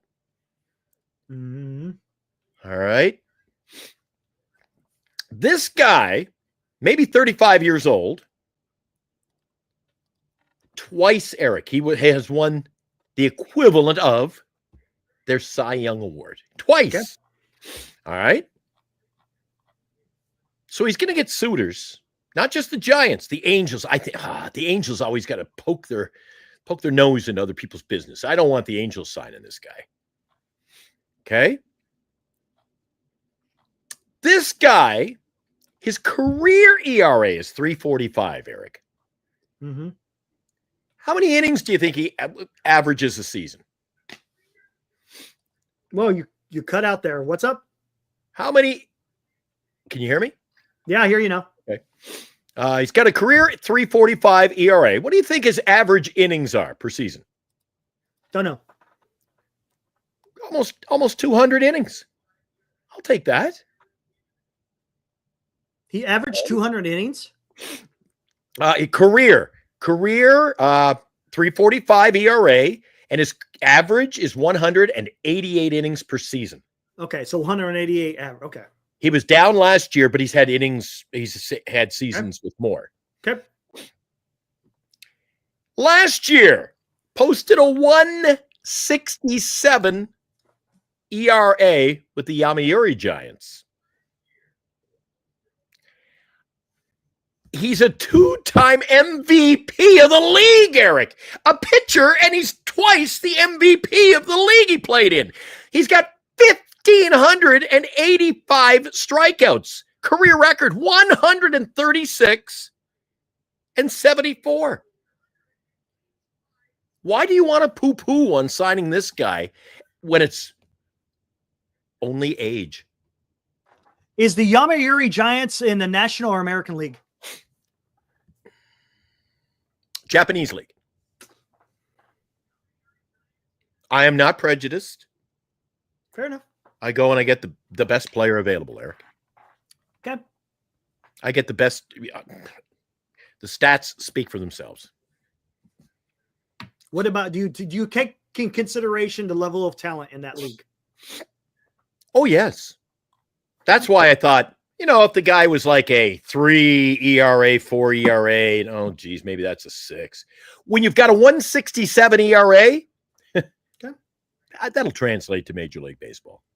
Okay. So why? Do you think, well, that's a Japanese league where he was a 2-time MVP and his ERA was 167. So that's going to be 6.5 in Major League Baseball. Is that what you think? Oh, you're kidding me. No, I'm not saying that. You never know. I'm just saying. Well, I saw that look he on could your go out face. there. He could go out there, be an ace, or he could be out there and shit the bed. He could. All right, we got to take a break, Eric. Let's What's up, Christopher Navarro? Thank you for the freaking $10. I'm a Dodger fan. In no way am I afraid of Yaz coming up to bat. He's like our Chris Taylor. He's just a name, like Kevin Biggio. He's not good. Bring up a kid already. Bring back an LA rivalry. Christopher, thank you, sir. Much appreciated. We'll keep that up for a while. Right on, man. There's truth. Okay, let me ask you this question, Glenn. So next year, right, is Mookie Betts, Shohei Ohtani, and Freddie Freeman. Are they going to be afraid of Sugano? Are they going to be afraid of him? Yeah. Just like how he said, in no way am I afraid of Yaz coming up to bat. You think those guys, you think the LA Dodgers will be afraid of Sugano being the starting pitcher against the Dodgers? It's not even a conversation starter, Eric. They're not afraid of anyone. Fair enough. They're not afraid of. Are they afraid of Snell? No. Are they afraid of anyone? No. No. Is the San Diego Padres? They're certainly not afraid of a Logan Webb, Eric. Jesus. Are they? Would the San Diego Padres be afraid of a Sugano? Logan, I'll eat lots of innings, but I'll give up 7 runs in the first 3. He's got a career 3.4 ERA in the major leagues. Who? Logan?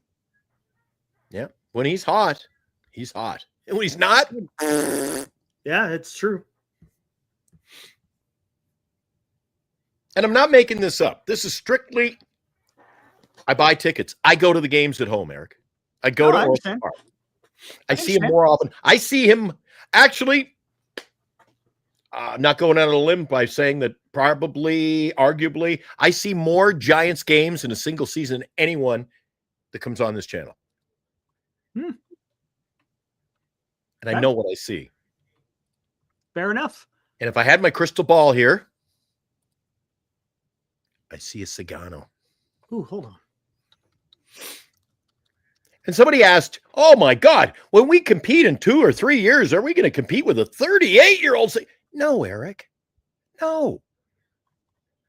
It's about selling tickets, getting people interested in this ball team. Because we're not, Eric, did I say we're not competing? We're not winning a World Series next year. Sorry, guys. Don't want to rain on the parade today. I know there's a lot of rain in the Bay Area. If you're out and about, drive safe, look after yourself. A lot of flooding.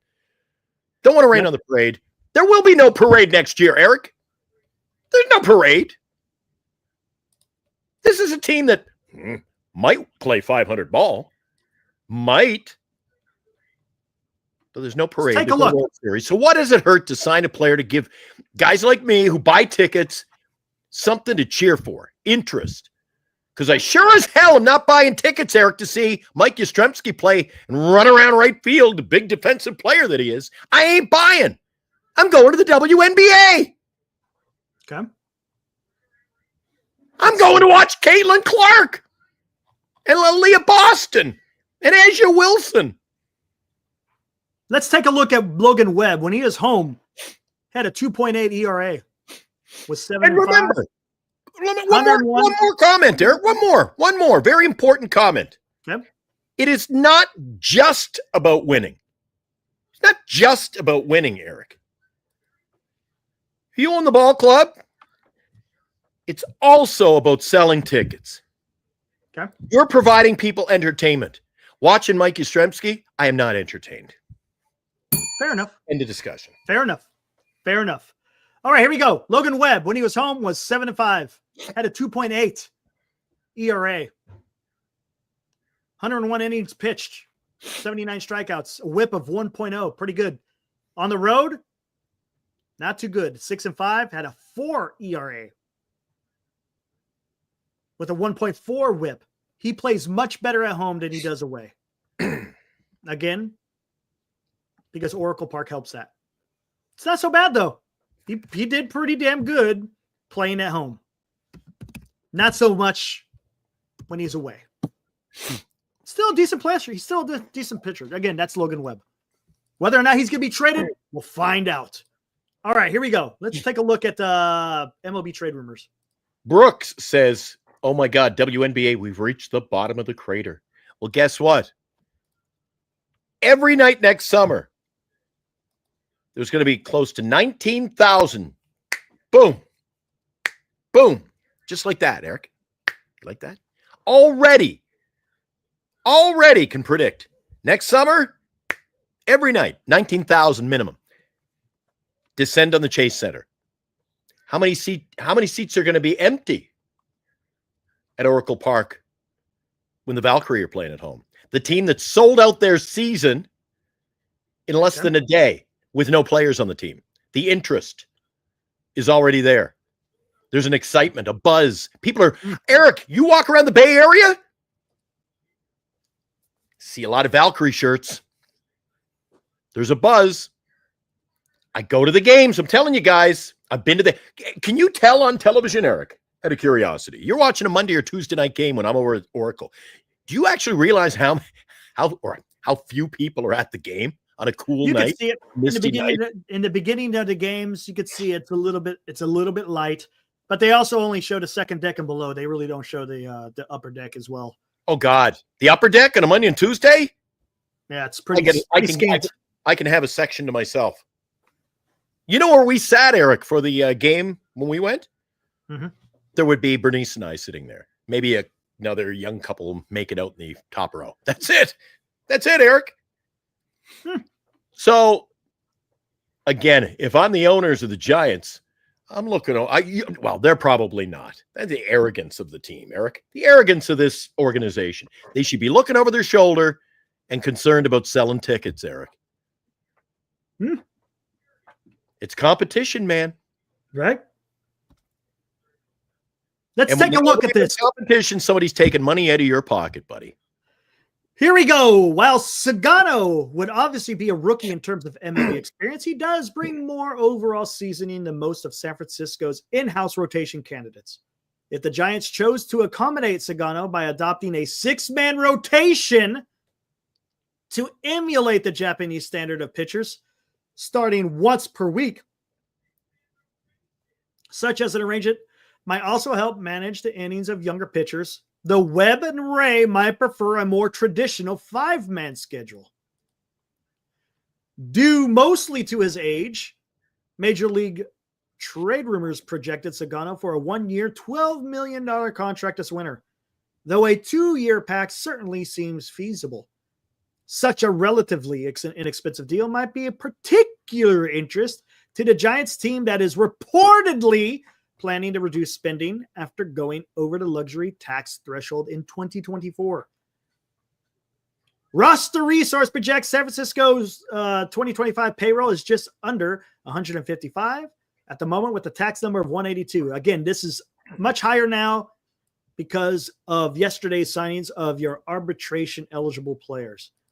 That leaves the Giants with plenty of spending flexibility before they reach last year's opening day payroll of roughly 208, as well as the $241 million luxury tax threshold.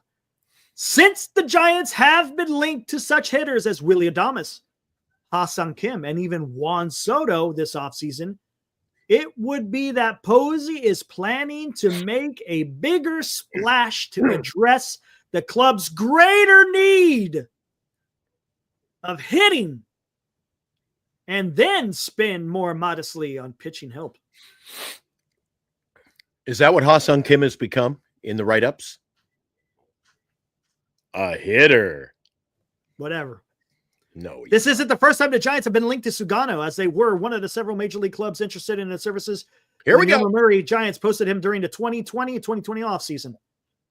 Sugano didn't end up finding an acceptable contract and ended up re-signing with the Giants on a 4-year deal. That included 3 opt-out clauses. He might as well stay in Japan. He's going to get way more than he gets here in the freaking States.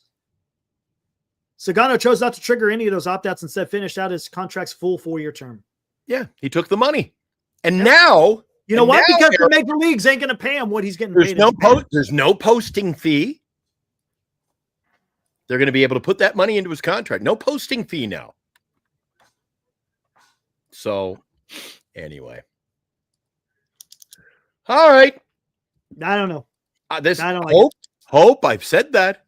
Ha-Seong Kim, 227 last year. And we're calling him, the Giants are looking at signing hitters. Defense.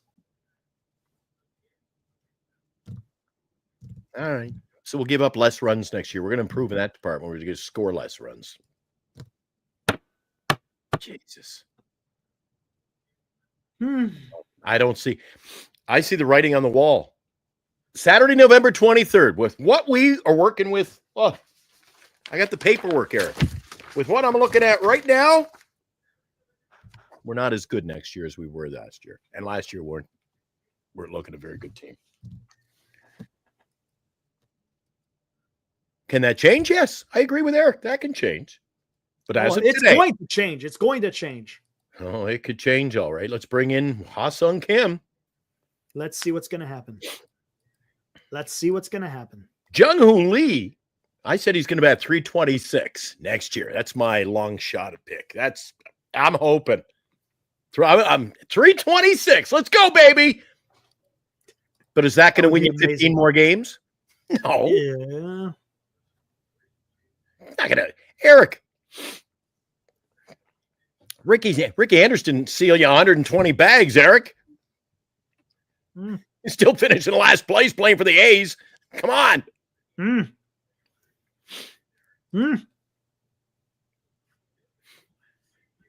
What's up, Eddie?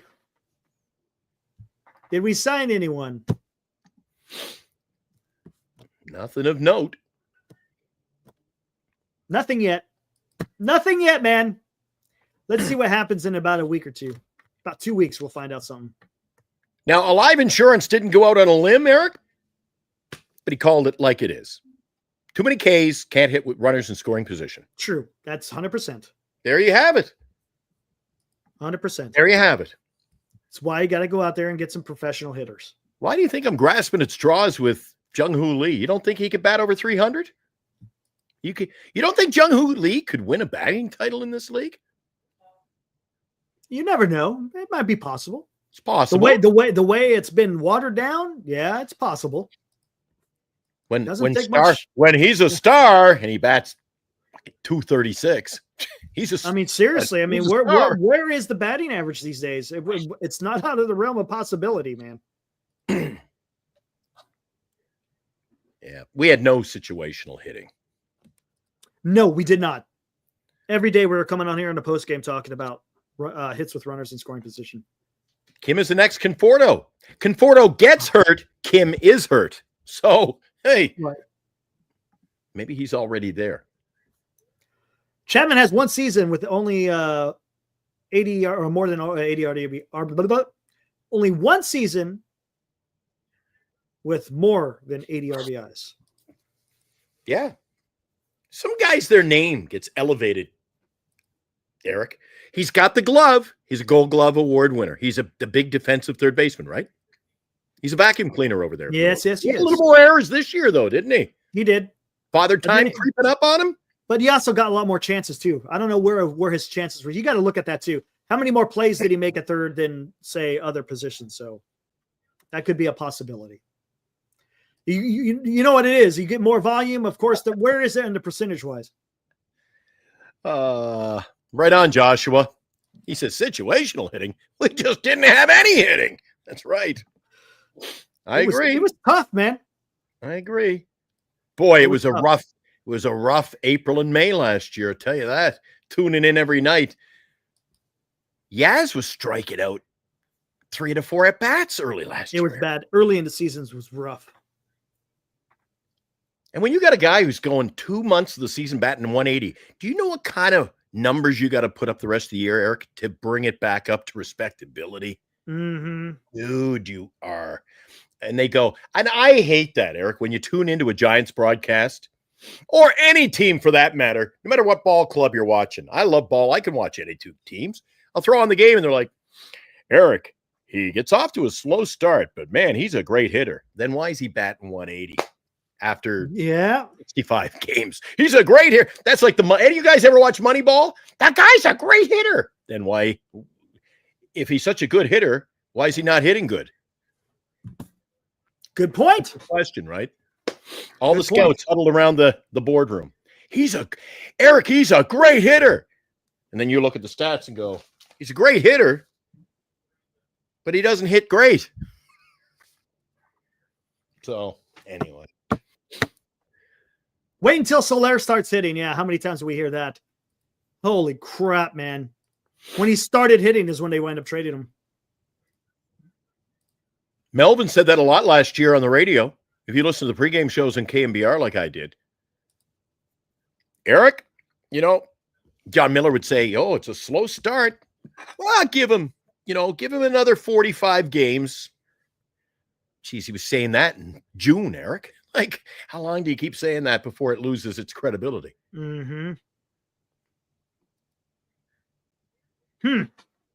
I'm just going through the motions over here, Eric. I'm just going through the motions, man. We haven't seen any moves. I'm hoping. Nobody's moved. Honestly, who's making moves? Yeah, I'm trying to stay positive like you, but so far, I mean, even if you don't want to be positive, there's no reason to be negative yet. Sure, the optics, I've said this, the optics look bad, but nothing's been done yet to bring in new players into the organization yet. Not one new player has been added to the roster yet. There's no way they go through the offseason and not add pieces to the roster. No way. Honestly, that wouldn't make sense, right? And the only reason I don't get as excited or keep on that excitement train like Eric is I haven't seen a track record. No. Fair to say? Fair to say. Eric says we haven't seen that track. They're overdue. We got something good coming. I'm the other way. It's not. Look, you cannot judge the team right now the way it was in the past because it's not the same. There has been so many changes in baseball operations within the Giants. We cannot. Yeah, we'll drop it, Dilly. We'll drop it. There's no way, guys, that we can sit there and say that the Giants are the same as they were last year because it's a totally different organization. For the better or for the worse, we don't know yet. Yep. Doesn't have a track record as far as a executive, Mark. Not as a player. Or not as a, what do you want to say it? Yeah, as a player. He doesn't have a track record as performing the job as a Pobo.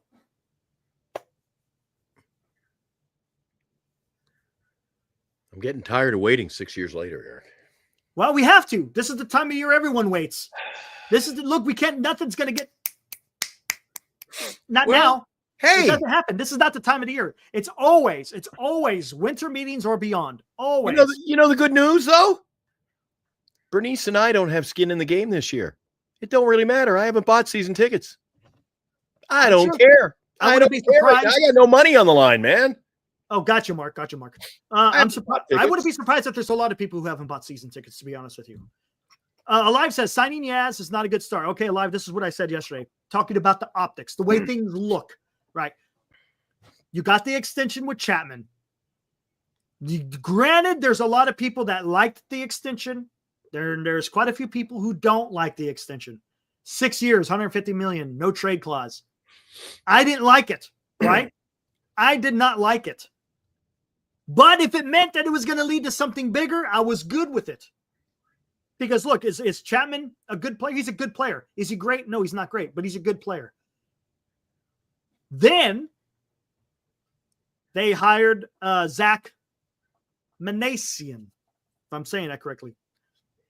A lot of people were like, ooh, why are you hiring a guy from inside the organization? Maybe you should have got someone from outside. Billy Owens was a name that was thrown around, right? Still is. There's a few of us that was talking, hey, how about we bring back Sabian? But he went with Zach. Again, people were kind of eh. And then they hired Bobby Evans and Jeff Berry, who was Buster Posey's player agent, as advisors. Again, people were kind of not happy with that. And now you got the signing of Wade and Yaz and Duvall and Rogers didn't make a fuss. But the whole Yaz and Wade deal, people are kind of up in arms about it. Look, I get it. I understand. I totally understand. It looks like we're going down the same road that we have over the last 6 years. So again, there's a look that it's the same, but we don't know because they have not got into the heart. I mean, we're not, again, the off season hasn't even really truly begun. Yeah, there's been a few deals. Yesterday, Brady Singer and Jonathan India, there was the trade between the Royals and the Reds. You got the Dodgers who signed Gallegos, a late inning reliever. You got the Angels who've made a few moves. They signed Hendricks and Soler and a few other pieces, right? Who else? The Royals, they wind up tendering contracts to Waka and Hunter Renfroe. Again, that really wasn't free agent. That was within the window that you can work with your players within those 5 days after the World Series. Well, again, yeah, nothing's going on. Snell, Burns, Fried, Severino, Manaya, none of those guys have signed. Soto, Alonso, Adames, Kim. Who else is out there? None of those guys have signed. So there's nothing going on. No trade. Well, there's that one trade, but no significant trades. Come on. Let's see what happens. Eric is the guy, the half of this program. He remains positive. But my bad. But I for me, another one. Huh? I got rid of it. Hold on. But for me, Alfonso says we can all we can do is hope they get us great players. Yes. All right, fine. Keep up the positivity. Oh boy. Eric likes to be positive. Be positive until they disappoint us. What are you talking about? I have been disappointed year after year after year. How can I be positive? I'm already disappointed. And yes, enough of the BS break-even crap. I agree. But be positive until they disappoint us? You got to win me back. I didn't renew my tickets. I'm already disappointed. So I'm not positive. Eric likes to be positive. So be it. I'm Mr. Negativity. So be it. If you don't like it, come on. But be positive. They've already disappointed me, Eric. Really? They haven't done nothing, though. Last year and the year after and the year before and the year before that, I am already disappointed. It's a different team. It's the same team. No, I'm talking about the organization. The Farhad's not here. Same, Eric, until they do anything different, it's the same freaking organization to me. Okay, that's fair. That's fair. All right. He's in Winnipeg, Bogser. That's why it's a little bit different. And yeah, why would I renew? I'm going to tell them that too when they call, Eric. When the phone rings and you know it's coming. And you know what I think it'll be? After they make their first move. Glenn, calling for the Giants. You want to renew those tickets? Say, well, I got a lot of money tied up in the Valkyrie right now. But yeah, I can go to I'd go to half of the home games for $5, Eric. I tell you what, Glenn, you go watch the Valkyries and I'll go watch this guy.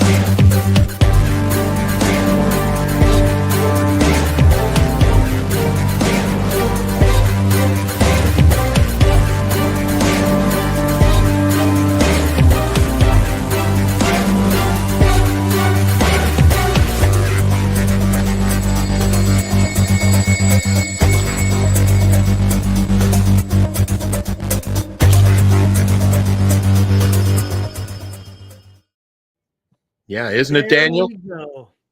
There we go. Hey, again, guys, we don't know where he's going. He hasn't signed it yet, man.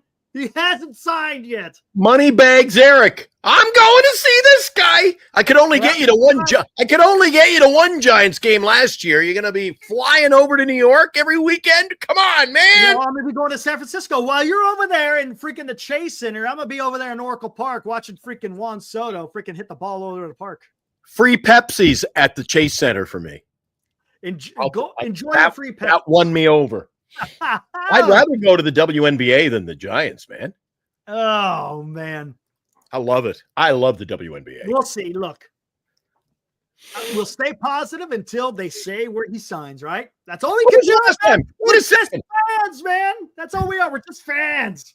When was the last time you did a poll? Is he coming? Yes. Is he not coming? No. What? Everybody says he's not coming.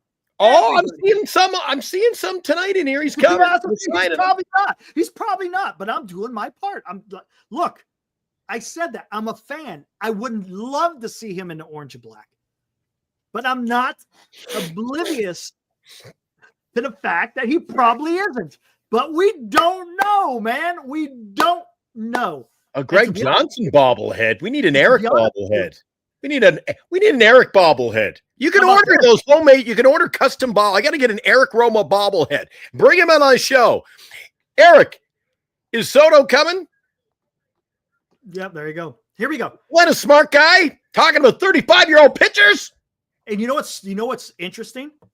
There's Soto news is kind of died a little bit, hasn't it? Haven't heard a whole lot of Soto news lately. Sure, there was talks about meetings and all that stuff, but as far as any other news coming out, I think the last thing we heard was that, what was it, like Royals. 4 days ago? No, the Dodgers had a meeting. I heard the Royals this week had the meeting with them, and I'm just hearing little sprinklings online that the Giants will be hopping in soon. Yeah, we'll see. Oh, Cody Bellinger. Ooh. Jesus. Dilly jumps on the bandwagon, man. Quicker than watching a Western on AMC. Wasn't he? What's up, Dilly? How's it going, man? I mean, it's not too bad. It doesn't make, it makes sense.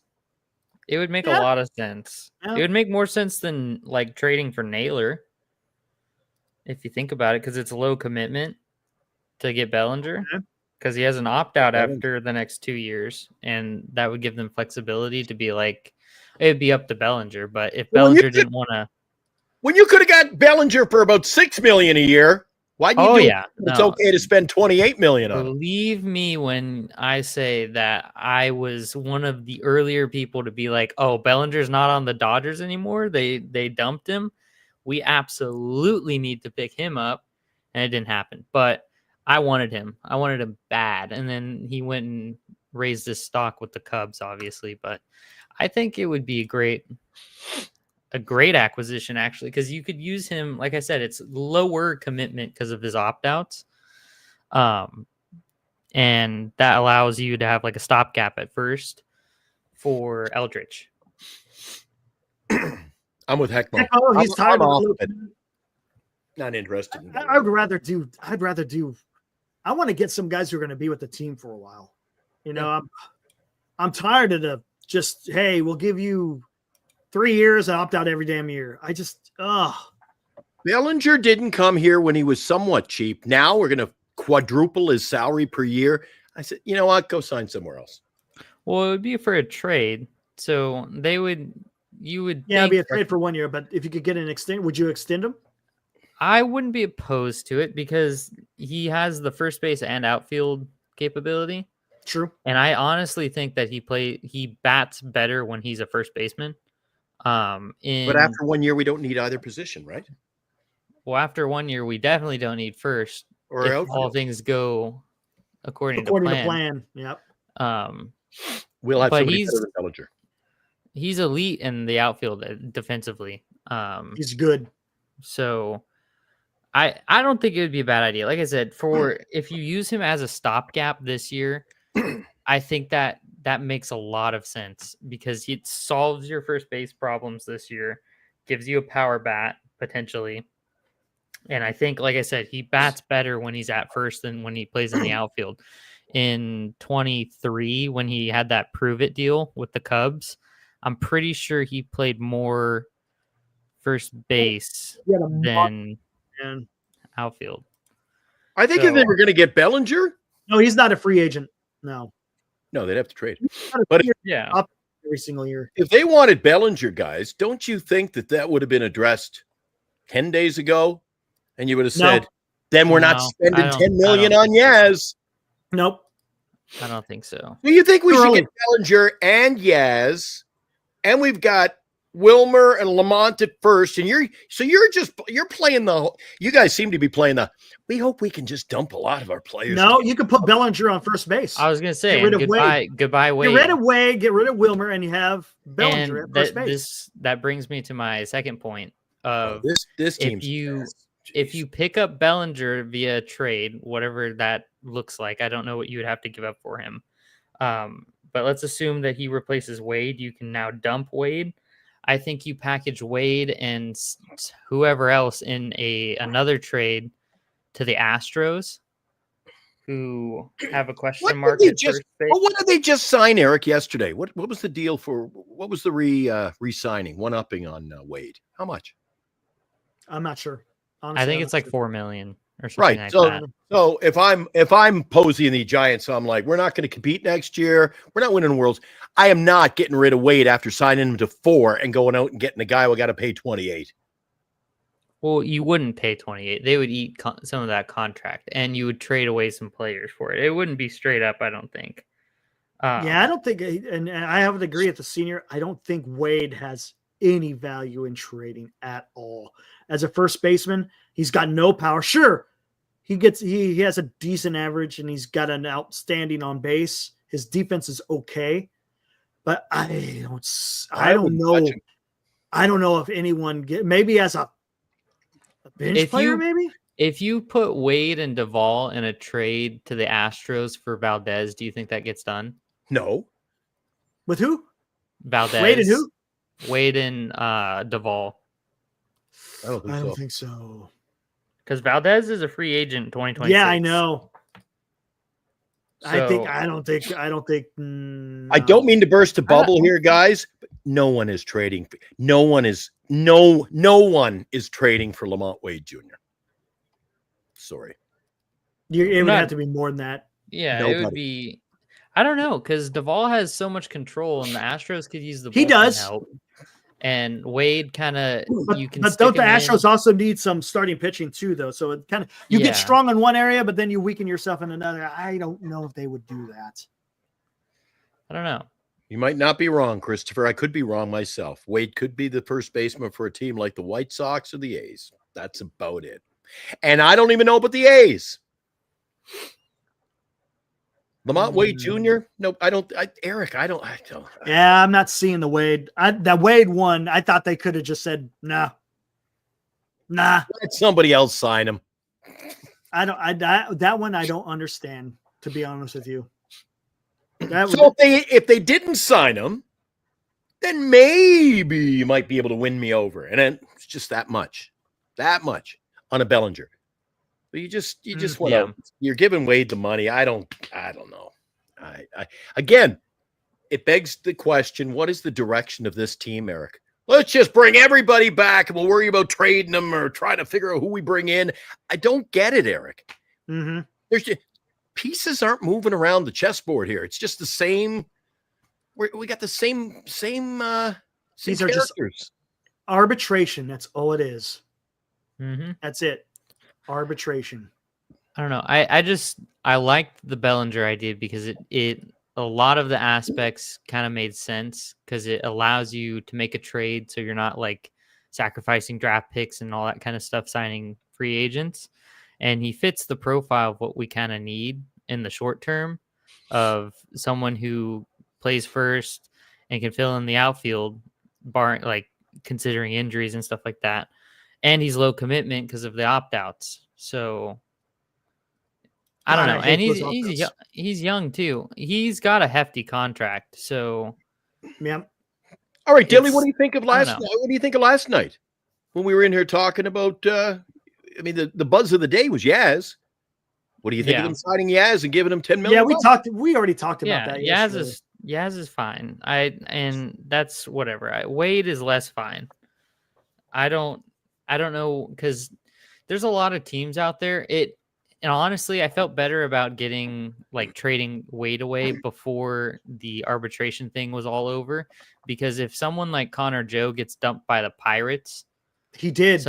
Someone like Wade, who profiles the same as Connor Joe, just Connor Joe's better, in terms of what you would use them as, then no one's going to take Wade because they'll just take Connor Joe instead. Isn't that sad, Eric? Isn't that sad? And no disrespect to Dilly, but it's just his comment is sad. And it's the truth. Connor Joe is better than Lamont Wade Jr. Yeah. And I would in itself, isn't it? I would say that, yeah, confidently. That's a sad tale. And like I said, it gets even worse because you look at the Giants and the Pirates. The Giants I see as a better team than the Pirates, but yet they kept Lamont Wade and the Pirates dropped Connor Joe. So, hey, Alfonso, were you watching the show earlier? Dilly, have you been in most of the evening? Yeah, I have. Alfonso took exactly out of my mouth what I said earlier. What did I say earlier? Right now, it's the same team minus Snell. Mm-hmm.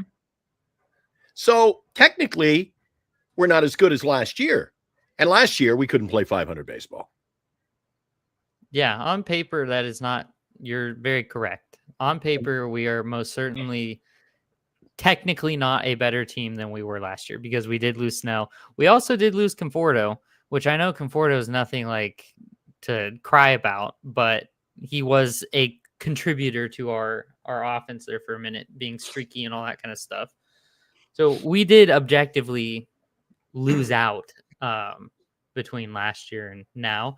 However, you do have to factor in the fact that Jung-Hoo Lee will be participating at full health again. So you lose Conforto, but you get Jung-Hoo Lee back. I think that's an upgrade. Yeah. But as far as pitching goes, yeah. Did you watch much of the upstart Pirates last year? They had a pretty good season. They got off to a great start. I watched a lot of Connor Joe, and I had him in my fantasy league.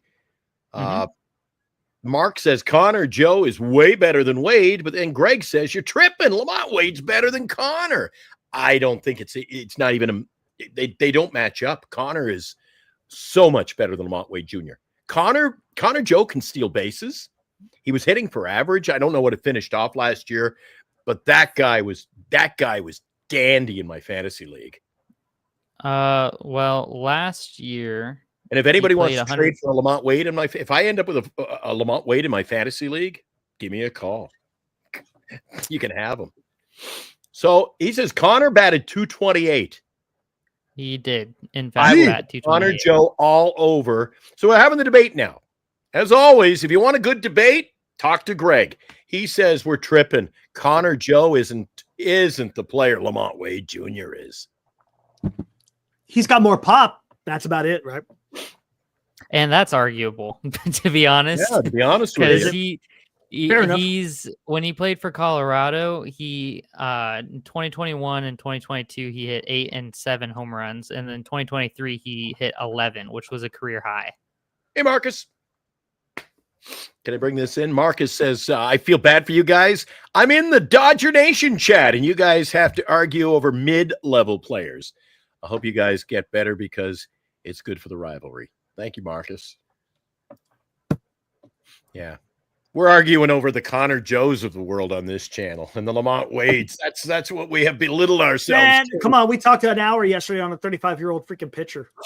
Well, it's the Tinder spot.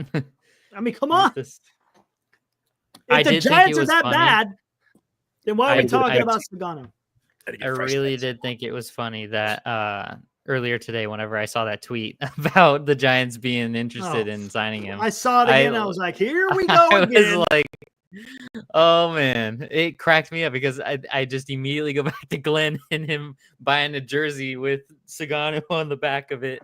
Oh, you know it. Smiling cheek to cheek. You know it, boys. You know it. If he signs, I'll be the first. Did you know that I was the first person that had a jersey made with Jung-Hoo Lee? You were the first Did you get a custom one? I had a custom. I was the first Jung-Hoo Lee jersey purchase. You know what you should do if they sign Sugano? I know what I'm going to do. You should buy his Japanese Giants jersey and wear that. I think that would be kind of cool. I'll get a custom-made Yomiuri Giants jersey. Yeah, I've got a Team Japan jersey. I've got a Japanese jersey from the World Baseball Classic. That's cool. Yeah, it's got the pinstripes, the piping on it, the big J, and of course Ohtani on the back.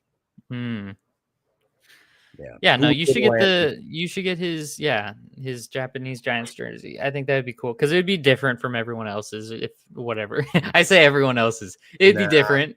I'm hard pressed to wear anything but a Wilmer jersey when I go to the games. I wore Wilmer the game I went with Eric. I had the orange Wilmer on. I think. Yeah, I did. The picture is orange. We had our group. The Orange Friday jerseys are my favorite. Yeah, those are. It's hard to beat that. I've got Wilmer's jersey from every team he's played on, home and away, special jerseys, got them all, except the only Wilmer jersey I do not have that he wore is the Tuesday night jersey. That's the only one I'm missing. Yeah. I didn't get one of those. Wilmer's going, gone. Guess what? Wilmer is back, baby. Isn't this? Why Wilmer? I think this is Why Wilmer? The last year of his. I like Wilmer's productivity at Oracle Park. Gap hitter. And when he gets on a hot tear, look out. He can be one of the hottest hitters in baseball, that guy. Let me see something. Let's see. You're doing the same thing I'm doing, probably. What's that? He's looking up numbers. Yeah, I'm looking at Flores right now. I'm curious about his contract. He's getting paid $8.5 million. And what a deal. That's a great It's an $8.5 million team option with a $3.5 million player option.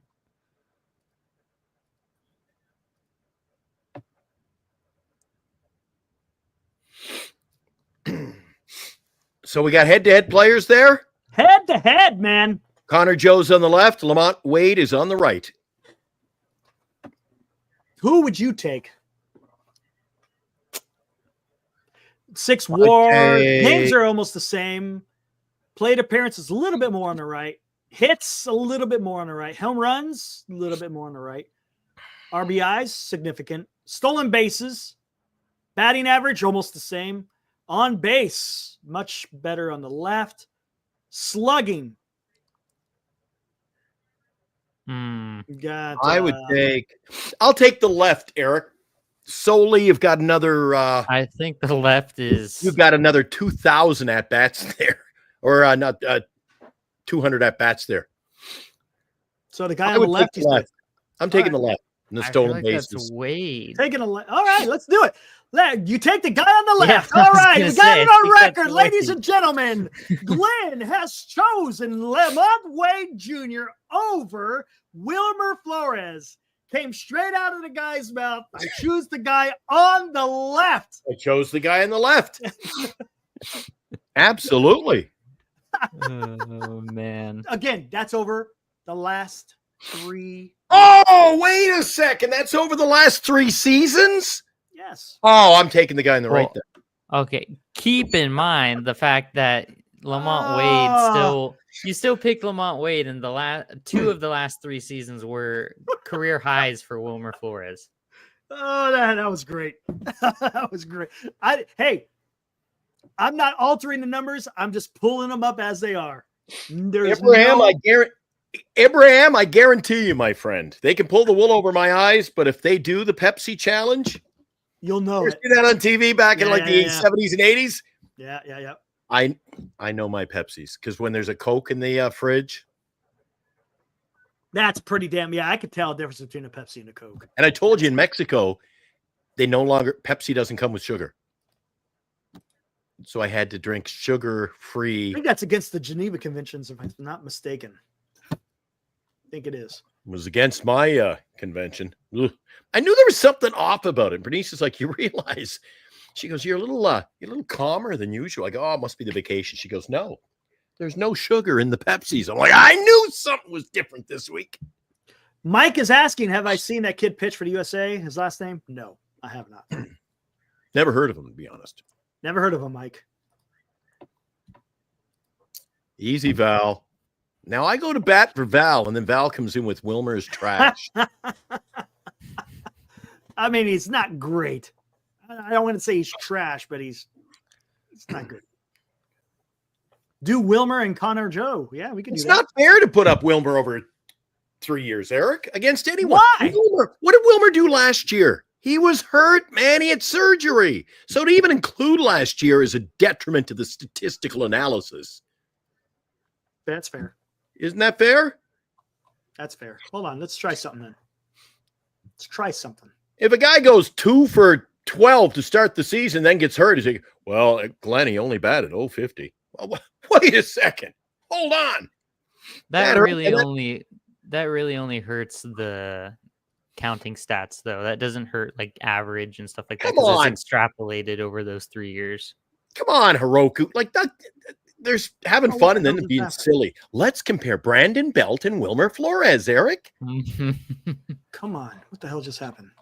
Hold on. Let's compare Juan Soto and Mike Yastrzemski, Eric. Hold on. Trying to see some. Here we go.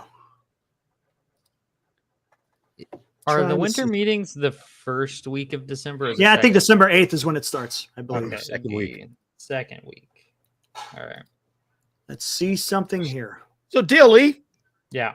if we come on the show in a week's time and we go, Breaking news. We have signed the Japanese 35-year-old pitcher to a 2-year contract.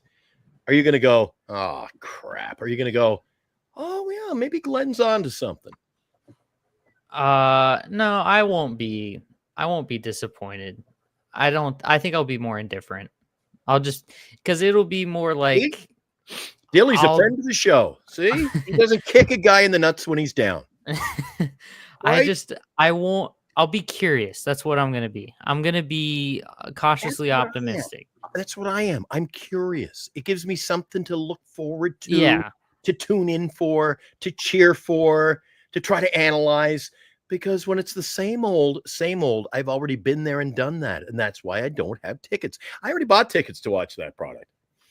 Yeah, no, and like I said, I'll be indifferent.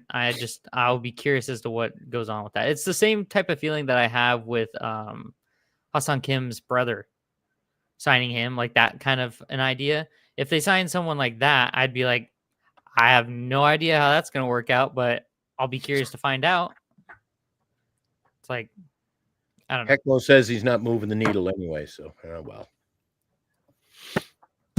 Oh well.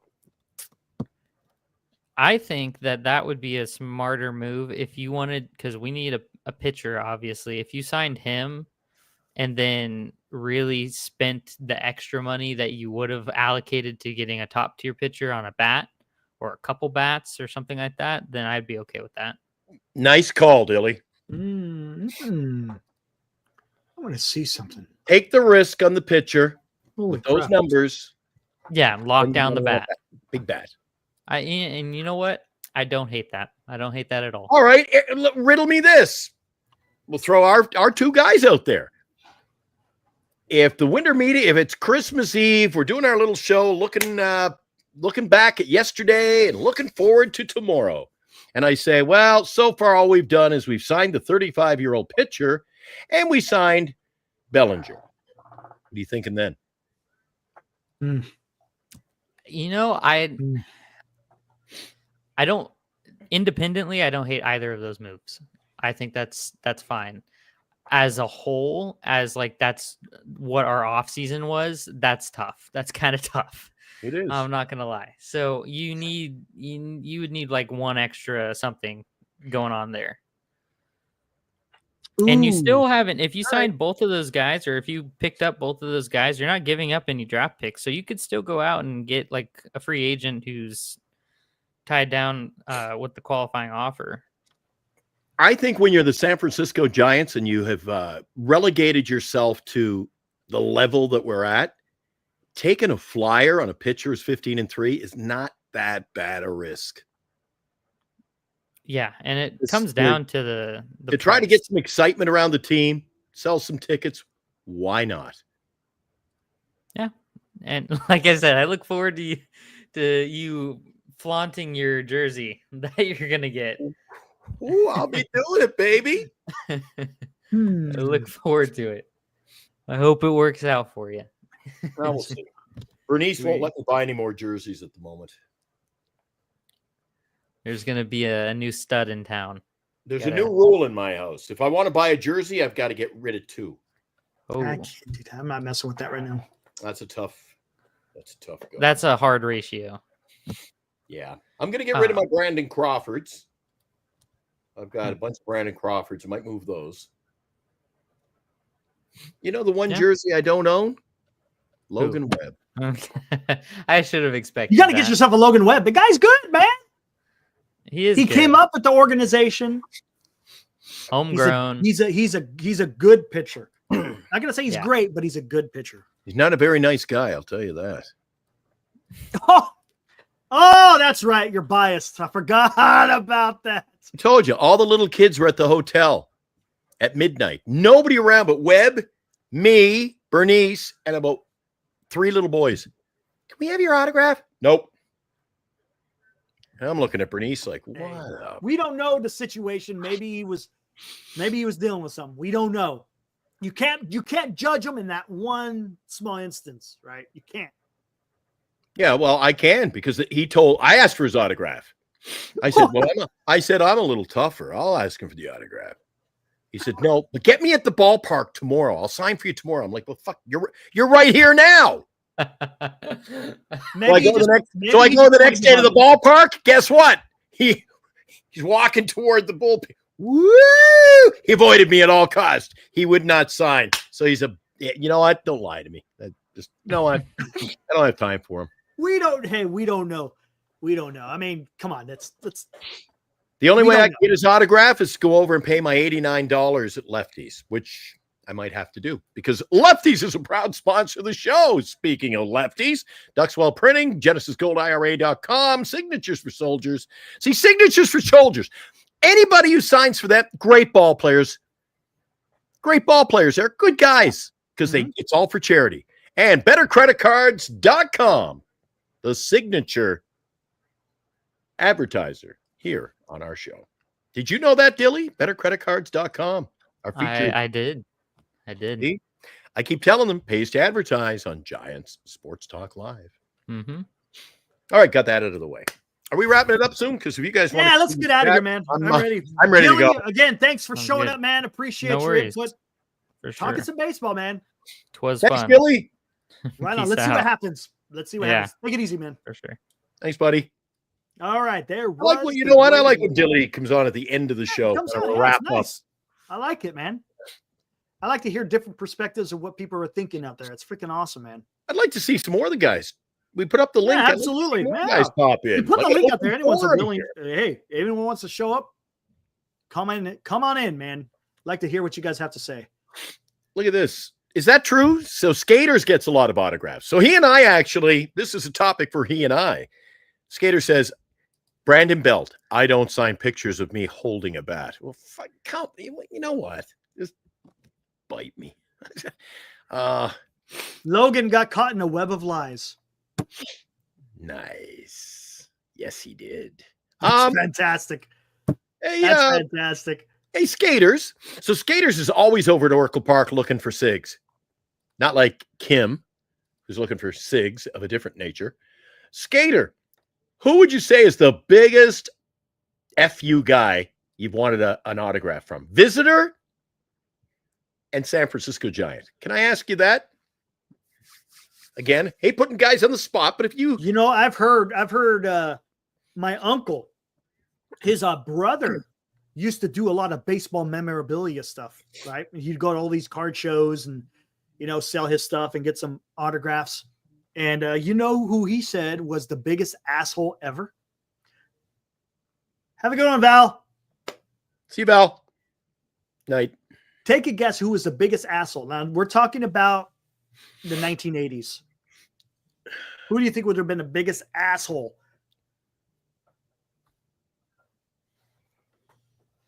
Pete Rose. Nope. Bo. Who? Bo Jackson. No. The biggest asshole was baseball. Ricky Henderson. Oh, this guy must be a doozy. No, Goose Gossage is great. Jolton Joe. Joe DiMaggio he says he was just a crotchety old miserable man. He was really, really bad doing those card show stuffs. Who knows? Crotchety. Why? I have no idea. But he says he said he was just an asshole. I was like, wow, really? That's crazy. Skater says DeSclafani. DeSclafani? No really? go. And Luciano hates signing. Well, guess what, Skaters? No skin off my nose because I'm not asking Luciano for his autograph. I don't care. I had a bunch of autograph Logan Webb stuff. Guess what I did with it, Eric? You sold it. With Bernice as my witness. Within 48 hours, it was all up on eBay. So good riddance. Did you? What was he an asshole, Bogser?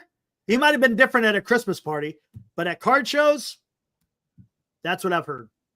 He wasn't a very nice guy. DiMaggio had them say the greatest living player. Yeah. I got Snell on his no-hit card. Hey, that's pretty damn cool, Greg. Was that the Skaters? Was that the Tops Now? See, this is different. The conversation is leaning differently when Eric's like, what are those two talking about? The Tops Now? What? Yeah, Skaters, was that on the Tops Now no-hitter? Yep. Right on. What, in a nutshell, how is he, by the way, Snell? I've never gotten Snell. I've never asked Snell for an autograph. Met Snell, never asked for an autograph. What's he like? Oh, you guys got me on the other day. More cat, dude. What's that? Oh. Dude, Adam, you should have had some baseballs. Oh, man, dude. Oh, man. That's all right. I'm out of here, Eric. Gotta go. Oh, my God. We know, McKenna. We know. Oh, not a gamer got Snell. Nice. Probably down Petco. All right, Eric. I want to get out of here, buddy. Gotta go. Yeah, let's go. All right, guys. Be back. We look forward to seeing you tomorrow. Hopefully, you want to see us tomorrow. I love being seen, Eric. Hopefully, they're all back tomorrow night, 8:00. Right on. Tomorrow, 8:00. What's the topic going to be? Have no idea. All right, guys. Have a good rest of your Saturday night. We'll be back here Sunday night. Can only get better.